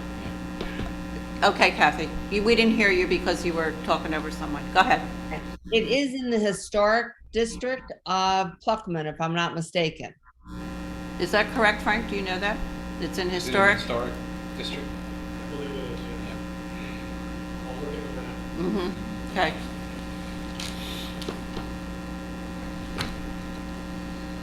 But let's continue, because we're only in the middle of the testimony of just the applicant's first witness. That's correct. Okay, anyone else have a question for this application, for this witness?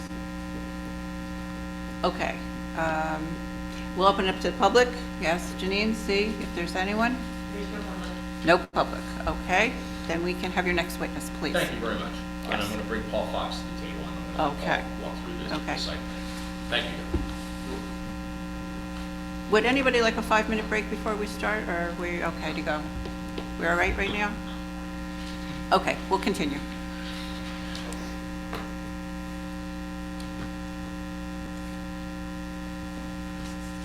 Thank you. Okay.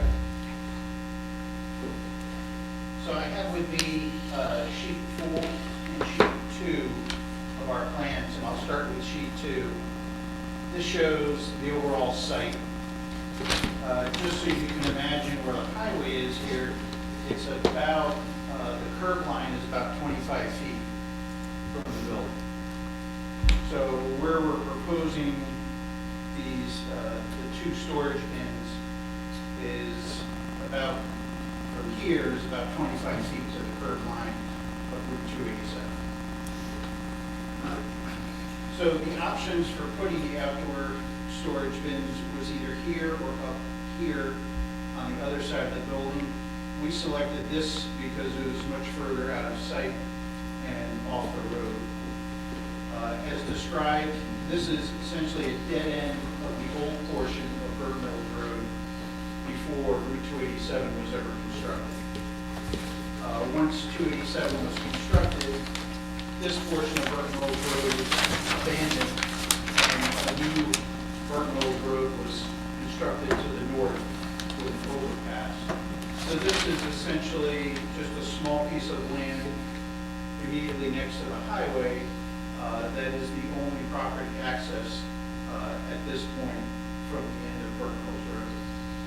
So currently, when he has, Frank had the cabinet business here, when they would have lumber delivered, the lumber trucks would back down and drop off the lumber. That would be a similar when they were delivering gravel or the sand 2 or 3 times per year, again, 25 tons at a time. That really, these would be about 12 feet by 20 feet. And then there's a storage area here for the storage of the completed materials that are waiting to get picked up. Where's that again, Where's Paul? that, Paul? So that is directly on the south side of the building. And it says on the plan, proposed paved outdoor storage area? That's right. That's where the finished materials wrapped in plastic are stored on pallets. Exactly. On top of the slab. Exactly. Thank you. From a noise perspective, when there's vehicles passing by on Route 287, you really can't speak to anyone. they're more than 5 feet away from you. The noise here is pretty excessive, just from the highway. So from a noise perspective, I don't think anyone will notice any change to what's happening here, whether it be a delivery truck coming or going, where the operations is described. Looking through Mr. Ferraro's technical review, item 1 on page 2 of his technical review memo dated November 29th is just, item 1 is just a comment. Item 2 is also a comment. Item 3, a certificate of appropriateness is required from the Historic Preservation Commission. We agreed to obtain that, and we'll be filing an application with the Historic Preservation Commission. Number 4, a design waiver is required for the partial lack of curb and the timber curbing. This is again the existing condition on the site. We're asking for approval to allow that to remain in its current condition. Comment number 5, additional information regarding the storage bunker walls. It appears that the intent is to use a large block that is typically made from waste concrete left over at the end of the day at a concrete plant. It's recommended a more finished look be provided. We've agreed to use block that is actually formed with a pattern exposed face so that it will improve the overall appearance of those storage bunkers. Item 6, my client provided testimony with respect to the number of employees and the frequency of deliveries. Item 7, we noted that the existing site lighting would be used. I have discussed this item with Mr. Ferraro, and he's requested that the lighting be improved to current standards within the township code, so we agreed to provide that. This lighting would only be used at its normal intensity during operating hours. During non-operating hours, we would reduce the intensity just to security level lighting. Item number 8, the plan shows white pines to be planted. Mr. Ferraro recommended that Norway spruce be provided. We have no objection to that. And also that the trees be 6 feet high at planting. Again, we would agree to that. Item number 9 was just a comment that we meet the township standards for minor stormwater development. And item 10, we would agree to comply with his request regarding the construction detail for the driveways.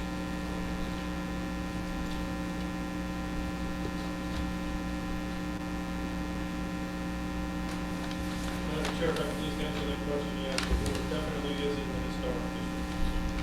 We're going to go for this certificate. Okay, thank you. Okay, open it up to the board members. Do they have any questions for Mr. Fox? Paul, you described and explained the road or cul-de-sac in front of the lot, but I just want to make sure I understand what your map is showing, because the map doesn't say portion of Old Burnt Mills Road. It actually says Burnt Mills Road, 42-foot wide right-of-way.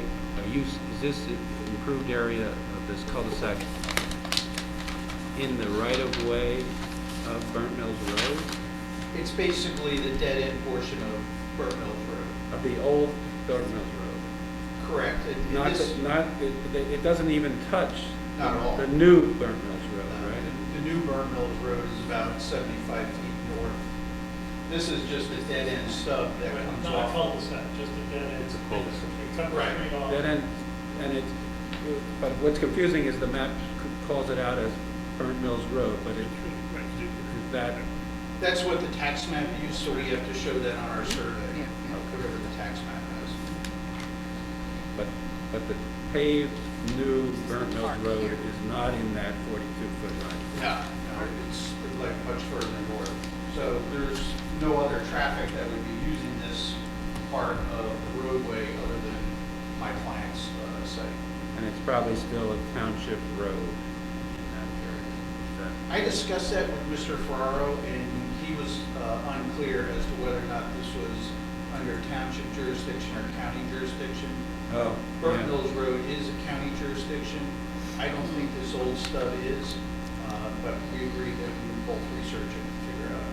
It really just matters whether or not we need to see county planning board approval. That's all. Yeah, you might want to just get county planning board just in case because of the fact that there is Sure. drainage, so drainage is their jurisdiction no matter what. Well, everything actually, the road is the high point of the site, so there's no drainage that flows toward the road at all. Again, I especially with the 42-foot wide right-of-way, that's not a county standard at all. So when you look at the county roadway map, it doesn't include that stuff. But we'll resolve that. That's pretty straightforward. Wouldn't you need county approval anyway, since it is on a county road?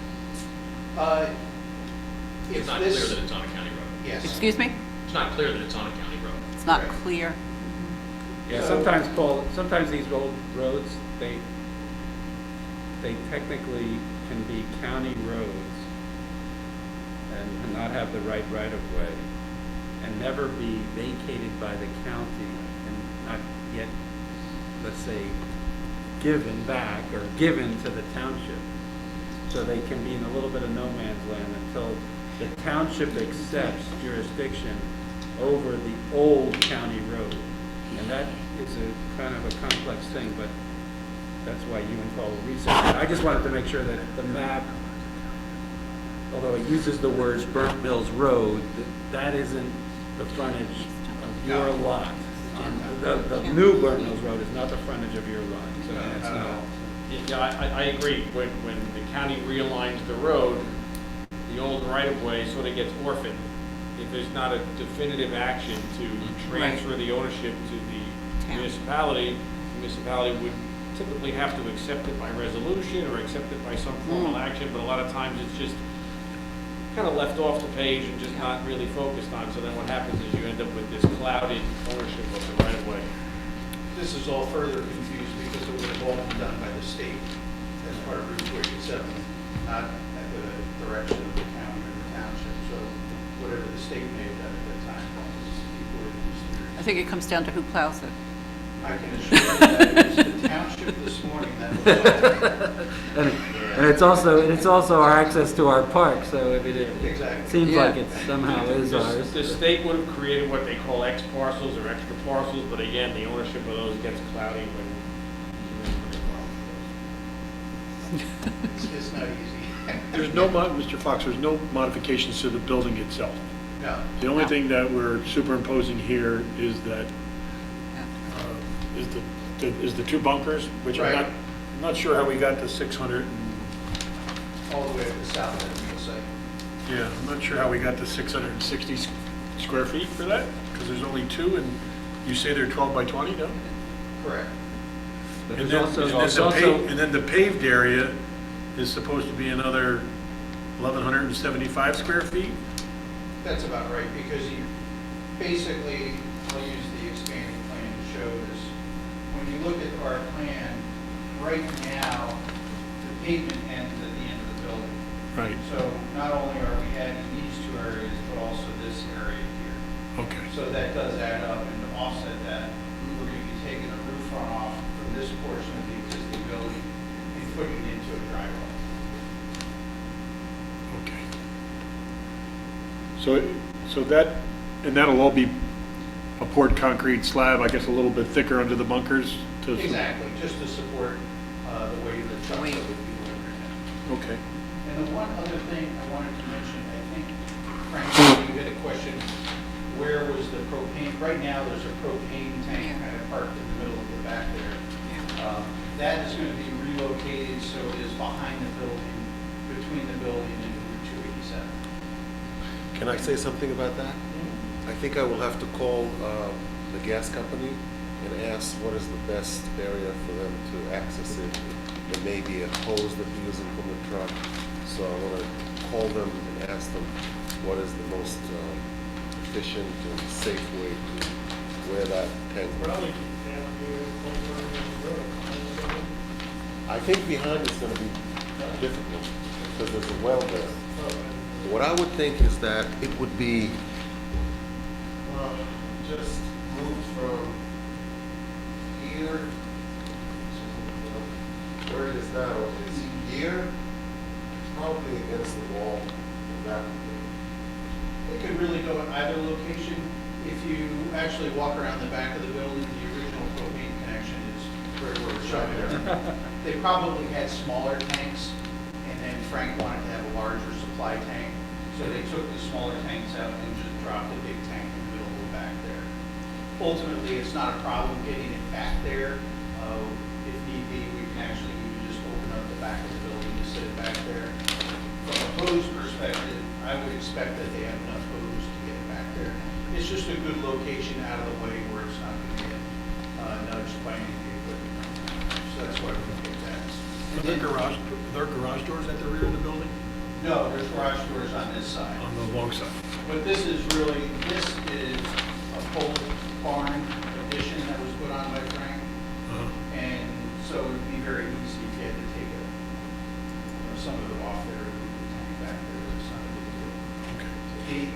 Frank had mentioned the trailer. And I wanted Yes, to- that's what I would ask you. Right, Yeah. so that presently, there's kind of an old trailer body that's parked right here on the site. So that would be gone. That's going to be. Going to be removed. Yes. When you say trailer, you say storage trailer, not, It's storage. not an old RV or anything. No, it looks like somebody took a box trailer. Put a garage top door. off of a box trailer and just dumped it back there. It has like an overhead door, it looks like, on it. Yeah, it almost looks like a shipping container, but it's not a seaworthy shipping container. It's kind of weird. But it's going away. Yes. The only thing with that- Going in. Can we hold you to showing the new location of the propane tank on the revised plan once you consult with the gas company? That's no problem. Okay, anyone else from the board? Any more questions for Mr. Fox? Just Yes, one go ahead. quick one. Just to tag along to, I know this was partially discussed before, something Frank had put on his report. The visibility of this site from the park, which is right next to it. Do you think, I mean, I guess with the Norway spruces, how thick do they get? Is this going to be easily visible from kids that are playing in the fields next to it? Well, the Norway spruce are quite thick. Okay. So they're definitely going to block the view as they grow. The additional thing is there's a lot of cedar trees in there already, and they provide high screening.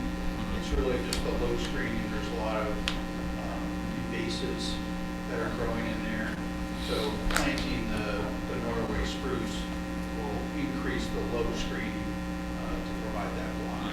And those trees grow pretty quickly, right? Oh, yes. Yeah. The Norway spruce, they're pretty quick growers. Thank you. It's not something where we remove, the leaves fall and it's open. It's an evergreen. It's an evergreen tree that. Yes, the Norway spruce is an evergreen. Right. Okay. Anyone else on the board? Let's open it up. Public? Still no one? No public. No public.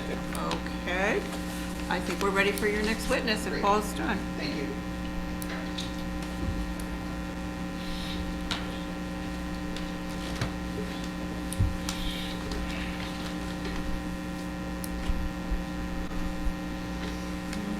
Okay.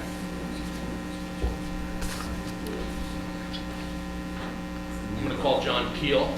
He's back to postcode. Do you have any that you're showing John, you're a professional planner in the state of New Jersey, right? You've been stipulated, your qualifications have been stipulated by the board, and you've testified before the board before, right? Yes, I have. Okay. So tell us, have you familiarized yourself with the property and the project and the site plan, the application, and the zoning ordinance and the master plan? Yes, I reviewed all that stuff and I made a site inspection also. Excuse Okay. my We voice. can't hear you. I'm sorry. Yeah. We're all deep, It's a cold, sorry. it's not COVID. It's your cold? It's a cold, not COVID. That's encouraging. We just can't hear, we can't. That's encouraging. We can't Yeah. hear you, yeah. Maybe if you held it, it might be better. If you, yeah, try that. Yeah, there you go. Good. Okay, how about Mr. Banish's review letter? Have you seen that? Yes, I have. Okay. So, to the best of your understanding as professional planner, do the terms of the application deviate from the requirements set forth in the zoning ordinance? Yes, they do in 3 ways. Okay. One is that we proposed use, it's a use D1 variance required because the use is not permitted. the 2C variances are associated with lot coverage and a 50-foot buffer zone along the edge of the property. So that's the 1D1 variance and 2C1 variances. Okay. So in order for for the board to approve this, they have to grant those 3 variances, one being a C1 and two, excuse me, one being a D1 and 2 C1 variances, is that correct? That's correct. Okay. Or C2, I mean, I think it's more likely to be C2, but. You think it's a flexible C? Yeah, but you can argue, you can present both, but I think it would be helpful to present both. In other words, it's not really a hardship because there's already a use there and it didn't require these Cs, but the Cs that you want to make might benefit the purpose of zoning and outweigh the detriment. So give us proofs on both. Okay. So why don't you tell us what the proofs would be required for the board to grant the variances required for this? With respect to the negative. Closer, please. We can't, we're really having a hard time hearing you. I'm having trouble talking. I know you are. But we still need to hear you. Yeah, we do. Unfortunately, we do. Okay, so with respect to the negative criteria, the statutory negative criteria is satisfied because all relief can be granted without substantial detriment to the public or without substantial impairment to the zone plan. That's our position. So how does this impact relate to the surrounding properties and neighborhood? There's really no impact. The building is already there. We're not changing the shape of the building. We're not expanding the building. We proposed bins. I call them bins, not bunkers. May have a slight visible impairment to the park property, but it's being buffered effectively with these plantings. So I don't think there's any impact whatsoever to any of the neighbors. What about to the public in general? Same thing. There's no impact to the general public or its general welfare. Okay. All right, so you want to run through some positive criteria for the board and Yes. So the statutory positive criteria is satisfied because this project promotes and continues planning goals and purposes. Excuse me, Mr. Fahey, would you be kind enough to repeat the answers? In other words, like an interpreter might. I apologize. I have a very difficult time following. Of course, sure. Thank you. You know, one idea is, why don't you sit next to Mr. Fahey and try this mic? Sometimes these mics pick up things better. You put it real close. It's much better, I think. Is that right, Steve? Is that much better? Let's try that. This one's a little better. Oh, that's much better. Yeah, that is better, yeah. Okay. Maybe take your time, John, and just run through what you said before. Okay, so I was talking of statutory positive criteria are satisfied because this project does promote and continue the planning goals and purposes as outlined in the municipal land use law.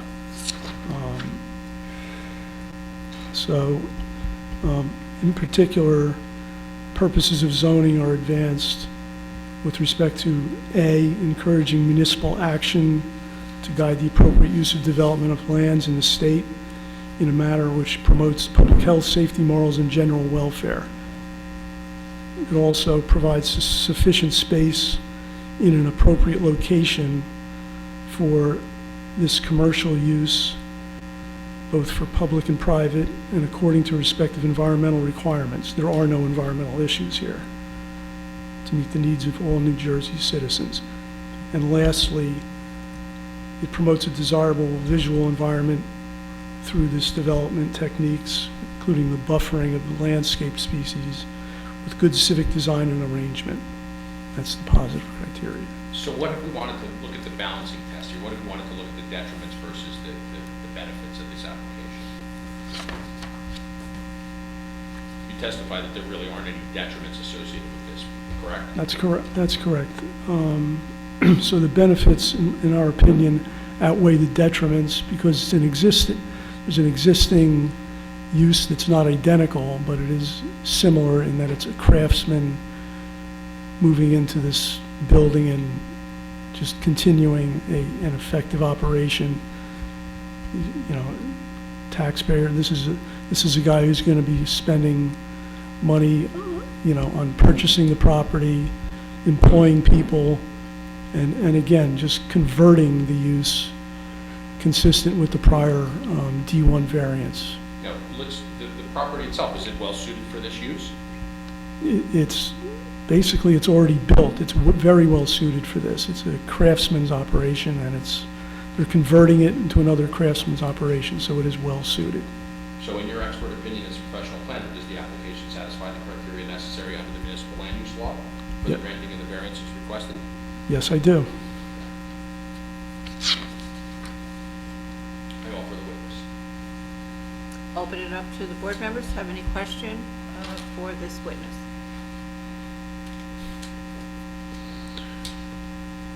You look like you want to ask something, Rich. We are,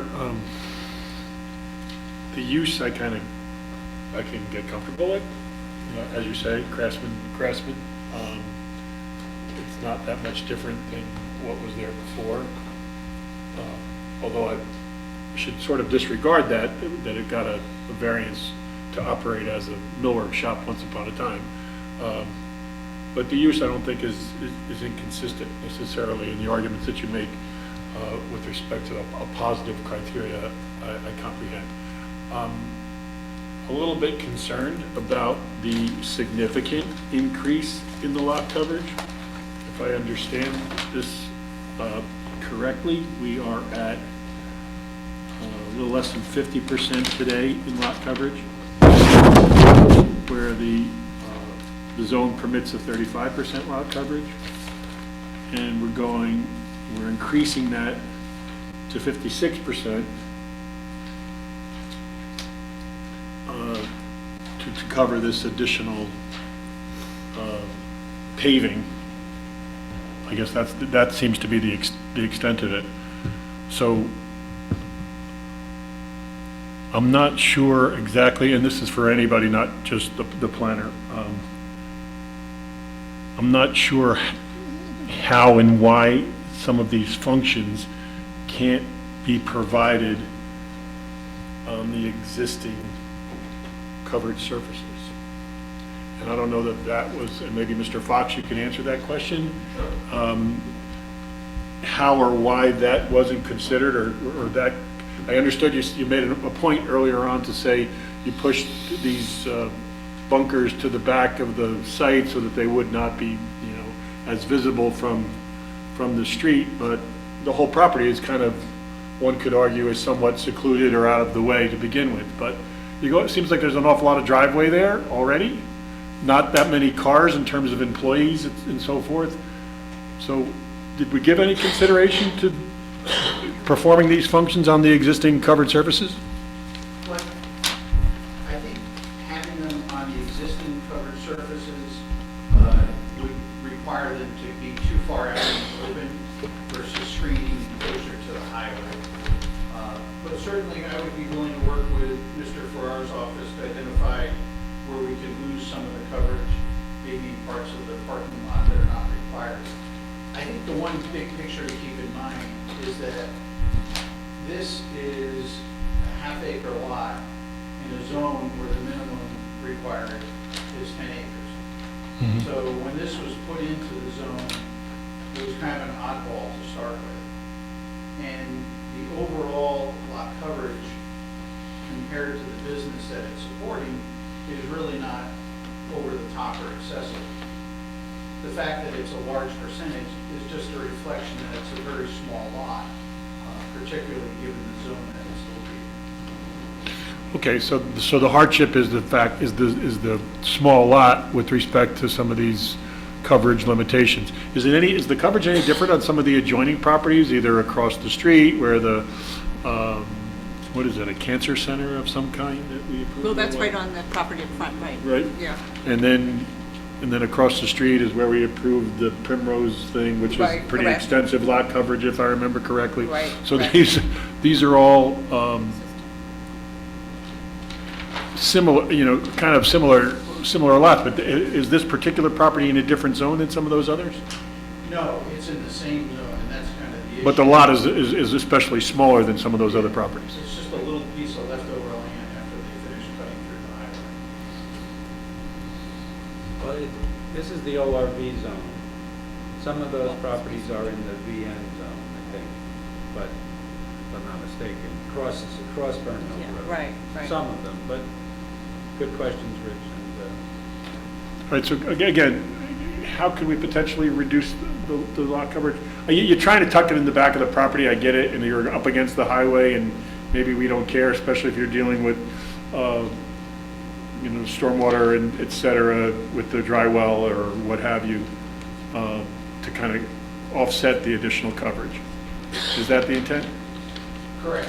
I think the idea, I would probably look at this area, this slanted area right here, which is really not suitable for parking because there isn't sufficient depth between the building and the edge of the parking.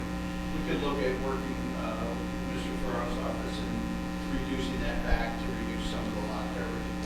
But again, given the facility that we have here, it's really just a function that it's such a tiny piece of property that we have such a high lot coverage compared to what.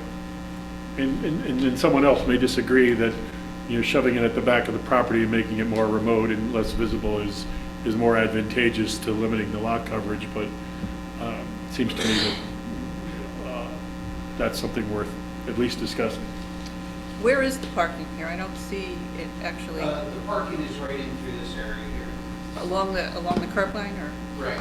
It's Over not here. straight, so we didn't show any straight in this area. But you think that you might be able to narrow that somewhat to? Narrow this area down. Yeah. Where the slanted line is to reduce some of the lot coverage. If you square that off, you might pick up 300 to 400 feet of impervious coverage. Square that off. It'll be about a third of what you're increasing. I don't know, do the other members kind of like the idea that it's secluded or not, but I think there may be a way to reduce the lot coverage a little bit. I think Kind whatever. of like it in the back there. secluded. Yeah. And we're right next to a big park, so I'm not as concerned with lot coverage, but it is important, Rick. Anyone else? Yeah, I tend to agree with Tim that if we're pushing it to the back of the property and sort of up to 287, if the goal of the lot coverage regulation, like we were talking about, is the perception of open space and green, we're doing more this way than we would be by front loading it in the property. Anyone else? Kathy? You're on mute, Ken. Can I say something? Wait a minute. Thank you. I have a question about the buildings and signage. I don't think we've talked about that at all. Are there going to be any improvements made to the building? Or any, what kind of signage are you talking about having? There's no. Or is that going to be discussed later? There's no proposed changes to the building. We would simply take the existing sign and replace it with a sign that would be to Mr. Scheinfeld's business, but that would be subject to his approval.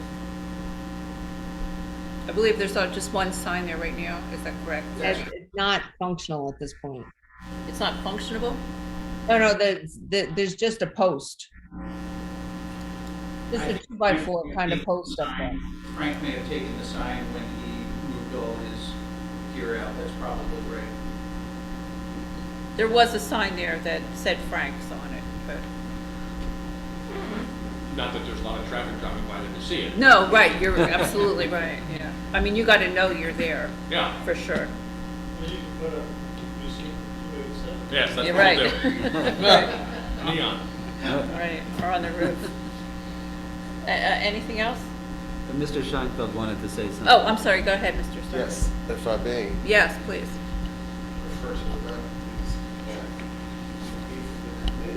Wait, we gotta hear you. We need a microphone. Yeah, you want to take this one? Maybe that got shut off. Yeah.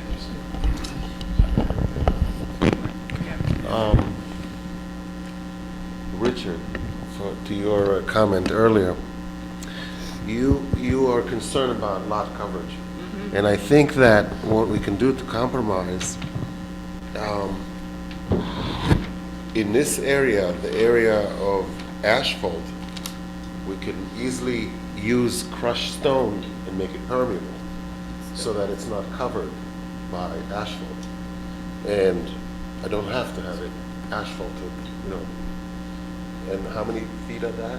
700 feet, 700 square feet or so? Probably about that. About that. 3.5. So, that whole area doesn't have to be asphalt if it suits you. I think it's still considered. That'd still be considered coverage, as we were just kind of describing before. Oh, And the really? reason why I Even asked though- the question about if there's a garage door at the back of the building before, was that if you were using that area directly in the rear of the building to exit the building and access these areas. So I was, you know, in my head, I'm thinking that maybe we can eliminate that paved area directly behind the building, expand some of the paved areas to the right of the parking, the current parking Here? lot. Yeah. Eliminate the large area behind the building, push the bunkers up closer to the existing paved areas, right? Then what it does, it blocks my access to that shed that Frank built. If you move this here, I'm losing about. Not in front of the garage doors, just to the edge of the paved surfaces now. Up to the corner of the Where? building, you say? Yeah. Yeah. Where? Like if you move them up to the corner of the building now. Yeah.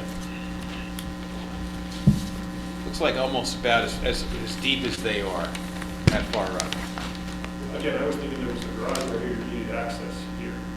If you could push this forward this way, and maybe not all the way to the extent of the existing paved surfaces, but maybe, maybe you have, 5 or 6 feet here along the back of the building, push this up to within that 5 or 6 feet, give you some room to maneuver, and then make this a little bit wider, to reduce the overall coverage somewhat, get a little bit more, do you follow what I'm trying to say?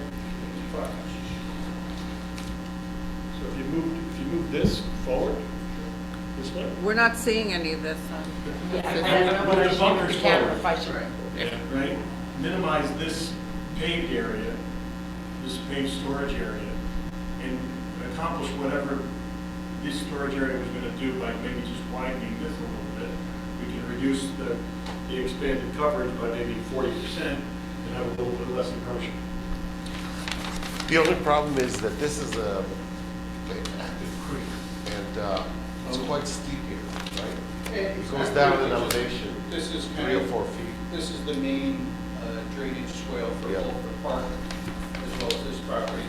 My main concern is actually there's several nice trees right in this area, and expanding this, you would take them out, including there's a really nice cedar tree right there.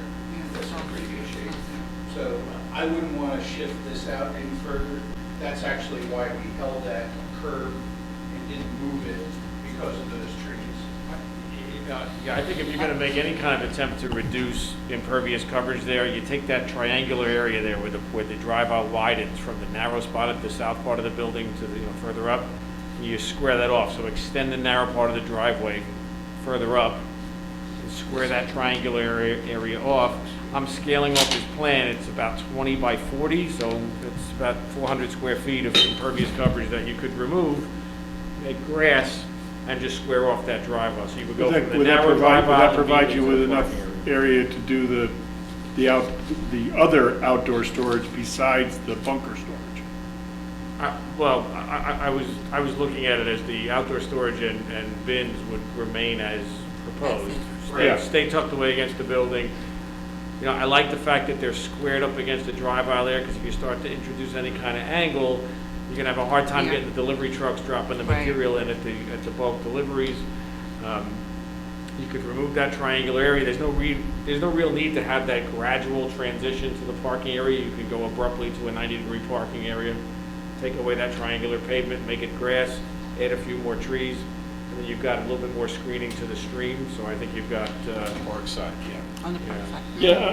Yeah, my questioning, line of questioning here is strictly about trying to minimize the lot coverage. So Right. if there's a better way to do that in conjunction with our engineers, and if some of those ideas work for you. It would be helpful. I think it would be good. I'm thinking too, sort of ultimately a number here. At some point, we have to kind of agree on what the number would get reduced to. So however that percentage would work out, I think we're targeting about a 350 to 400 foot additional reduction. Right. If my math is right, Paul. Currently, we're proposing, I think, about 1,600 square foot increase. 1835, if my math is right. So we might be able to Well, reduce it. let Paul do the math. Well, you're taking away the trailer, so yeah, it was Yeah. 1835 minus the trailer. Well, if you look at sheet 2, Yep. there's a lot coverage summary. Yep. The proposed is 13,411, the existing is 11,806. So the difference is about 1,600. Yep. 1605. And I think your sense is taking away that triangle area, that's really not suitable for parking in the first place. Will gain us about 400 or I think 500 it's about square. 400 square feet. So that would cut away 25% increase right there. That would be, And then we could also accept the applicant's offer to use the stone instead of the paving underneath the storage areas. we certainly could. As far as coverage, it doesn't change anything. I understand the technical, but Yeah. the reason for, the reason for the coverage, at least to some extent, is drainage and other things. Right. So there's some amelioration of the issues. Well, but I think he's addressed the drainage issues with the well. Correct. So, yeah, I'd be pleased to see us reduce the coverage by 400 square feet, whether you tried to use some of these more permeable surfaces. Paul generally does not recommend going to non-pavement, non-asphalt. It's harder to maintain, it has potential Snow maintenance removal. problems. Yep, gets clogged, it gets, Yeah. And the trucking on it is never the greatest, so. Right. There's a lot of clay, there's no place for the water to go. Right, Right. you start to get wheel ruts, it becomes very hard to maintain. Yeah. If you're turning trucks around there to plow it and all that, it becomes Yeah. a problem. So you're better off with a paved surface. I'd be satisfied just to see the coverage reduced by 400 square feet or so. Yeah, I think that would be very helpful to do that. Would you put back timber curb there, Mr. Fox, or would you want to do concrete curb or something in that area? I'm only asking because you have a design waiver for the timber curb. I wouldn't put back timber curb.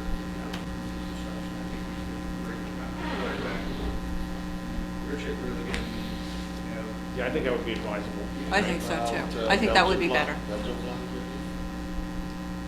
Block curb? applicant is offered granite block curb. Okay. I said Belgian block. Same thing, granite block curb. If you would like to do that, that'd be great, okay? Yeah, I think that- You don't have to, you could do concrete, but Belgian block would be great.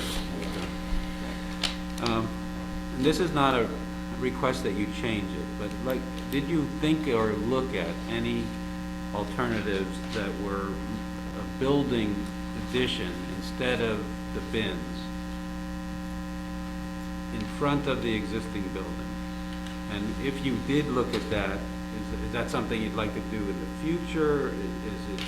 Would it make your operation in any way more efficient or better?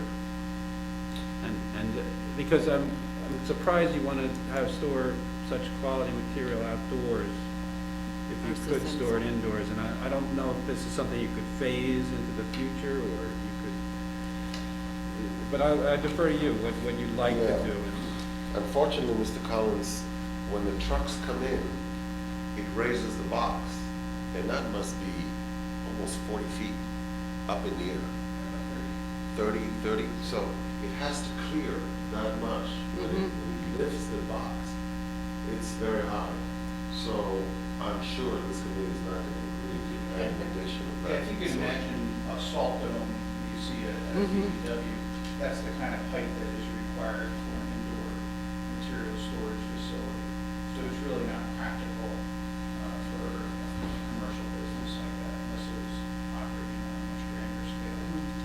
We've already got a couple of Because those. there's a dump truck, and the dump truck goes up. Yeah, to makes 40 sense. feet. Okay, thank you. Just Any- a quick question, just an aside, as you're talking about covering. Do you cover this material with tarps once it's there? We're probably going to put, just a tarp over it. So That was consistent with this one, so Yeah. that the leaves from the trees don't mingle Mix into into it. the material. I'm sorry, I missed that. Contaminate. Yeah. No, for the same reason I just mentioned. You can't, then the truck can't come in and dump its content. Okay, anyone else for any of the witnesses? Yes? I have a question. Could this be an area that would possibly have a fence put around it to cover up what's being dumped into it? You know, just for aesthetic purposes? Well, that's what the idea of planting the landscaping is to provide that visual screen without having a flat fence that's more of a structure to look at, but rather a softer visual block. What those blocks are, they have a rock face pattern, and it's much more appealing than those. Right. Fence. But again, with the trees, that's going to provide the screening that you're looking for, but do it in a natural manner rather than an artificial fence. Okay. I don't know why I'm looking at you on the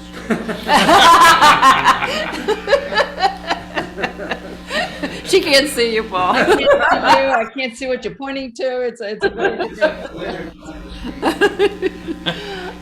Okay. Anyone else on the board? No.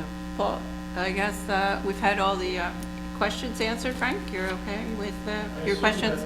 Mark would work with Paul to straighten The final, yeah. Yep. Just your particular, and Mark, you're good, okay. Yeah, I'm satisfied. Okay, we'll open up to the public one more time. Is there anyone here? No. There is not. There is not. Okay, so I think we're ready for, Okay. So, well, let's make sure, Mr. Fay, did you have anything further you wanted to add? No, sir. Thank you, Mr. Fay. So, Madam Chairman and board members, you might consider a motion to approve the use variance and C variances as described this evening for the proposed new use and the outdoor storage and outdoor operations as explained by the applicant. The approval would be subject to the standard conditions, Paul's and Frank's reports, the comments of the board here tonight, including the understanding that approximately 400 square feet of paved area will be removed in the angled area of the existing paved area. That'll be coordinated with the township engineer and the applicant's engineer and shown on the revised plans, as will the final location of the propane tank as determined after speaking with the propane company. The landscaping will be as explained with the change to the Norway spruce from the white pine, and this approval will be effective this evening, so the applicant's authorized to proceed effective immediately, provided all other compliance are obtained. But one of the conditions is to obtain a certificate of appropriateness from the Historic Preservation Commission, which shall be obtained prior to any start of work. Is there such a motion? I'll make the motion. I'll second it. Thank you. Okay, we need a roll call, Janine. Mr. Rodelius, I believe you're recusing yourself? He is. He's recused. He is Just recused. wanted to double check. Yes, he's recused. Mr. Travellini? Aye. Mr. Leonard? Aye. Ms. Sorbana? Aye. Mr. Walter? Aye. Mr. First? Aye. Ms. Christie? Aye. Chairwoman Gotcha. All right. Congratulations Motion is and good approved. luck. Thank Yes. you very much. Yes, Frank, yes. Just make Happy an New Year. observation. Yes. I initially thought this was gonna be some like sand and gravel up. This is art. It is, Yeah. definitely. It's like an art zone. where It is. you guys have got the building in front. It's appropriately located. Nice use to have this. I think it's wonderful. Thank Yeah. you. You are a craftsman, and that's, Yeah, thank you Yes. very much. Yes. Educational tours will be sought in the future. I'm yeah, for sure, for sure. Yes, invite us to your grand opening. I cannot express gratitude to this committee. I appreciate it very much. You're welcome, and good luck to you. Good luck to you. Yes. Well, surely we're still in America. When we leave a building. He's pretty famous for what he does. It sounds that way. Yeah, It sounds that way. This is great for everybody. Yeah, I think so. Thank you. Thank you. I have to say, I'm hoping we're gonna see some of that stone outside that building. Yeah, that would be nice. Finished product. That's Finished what I'm product. looking for.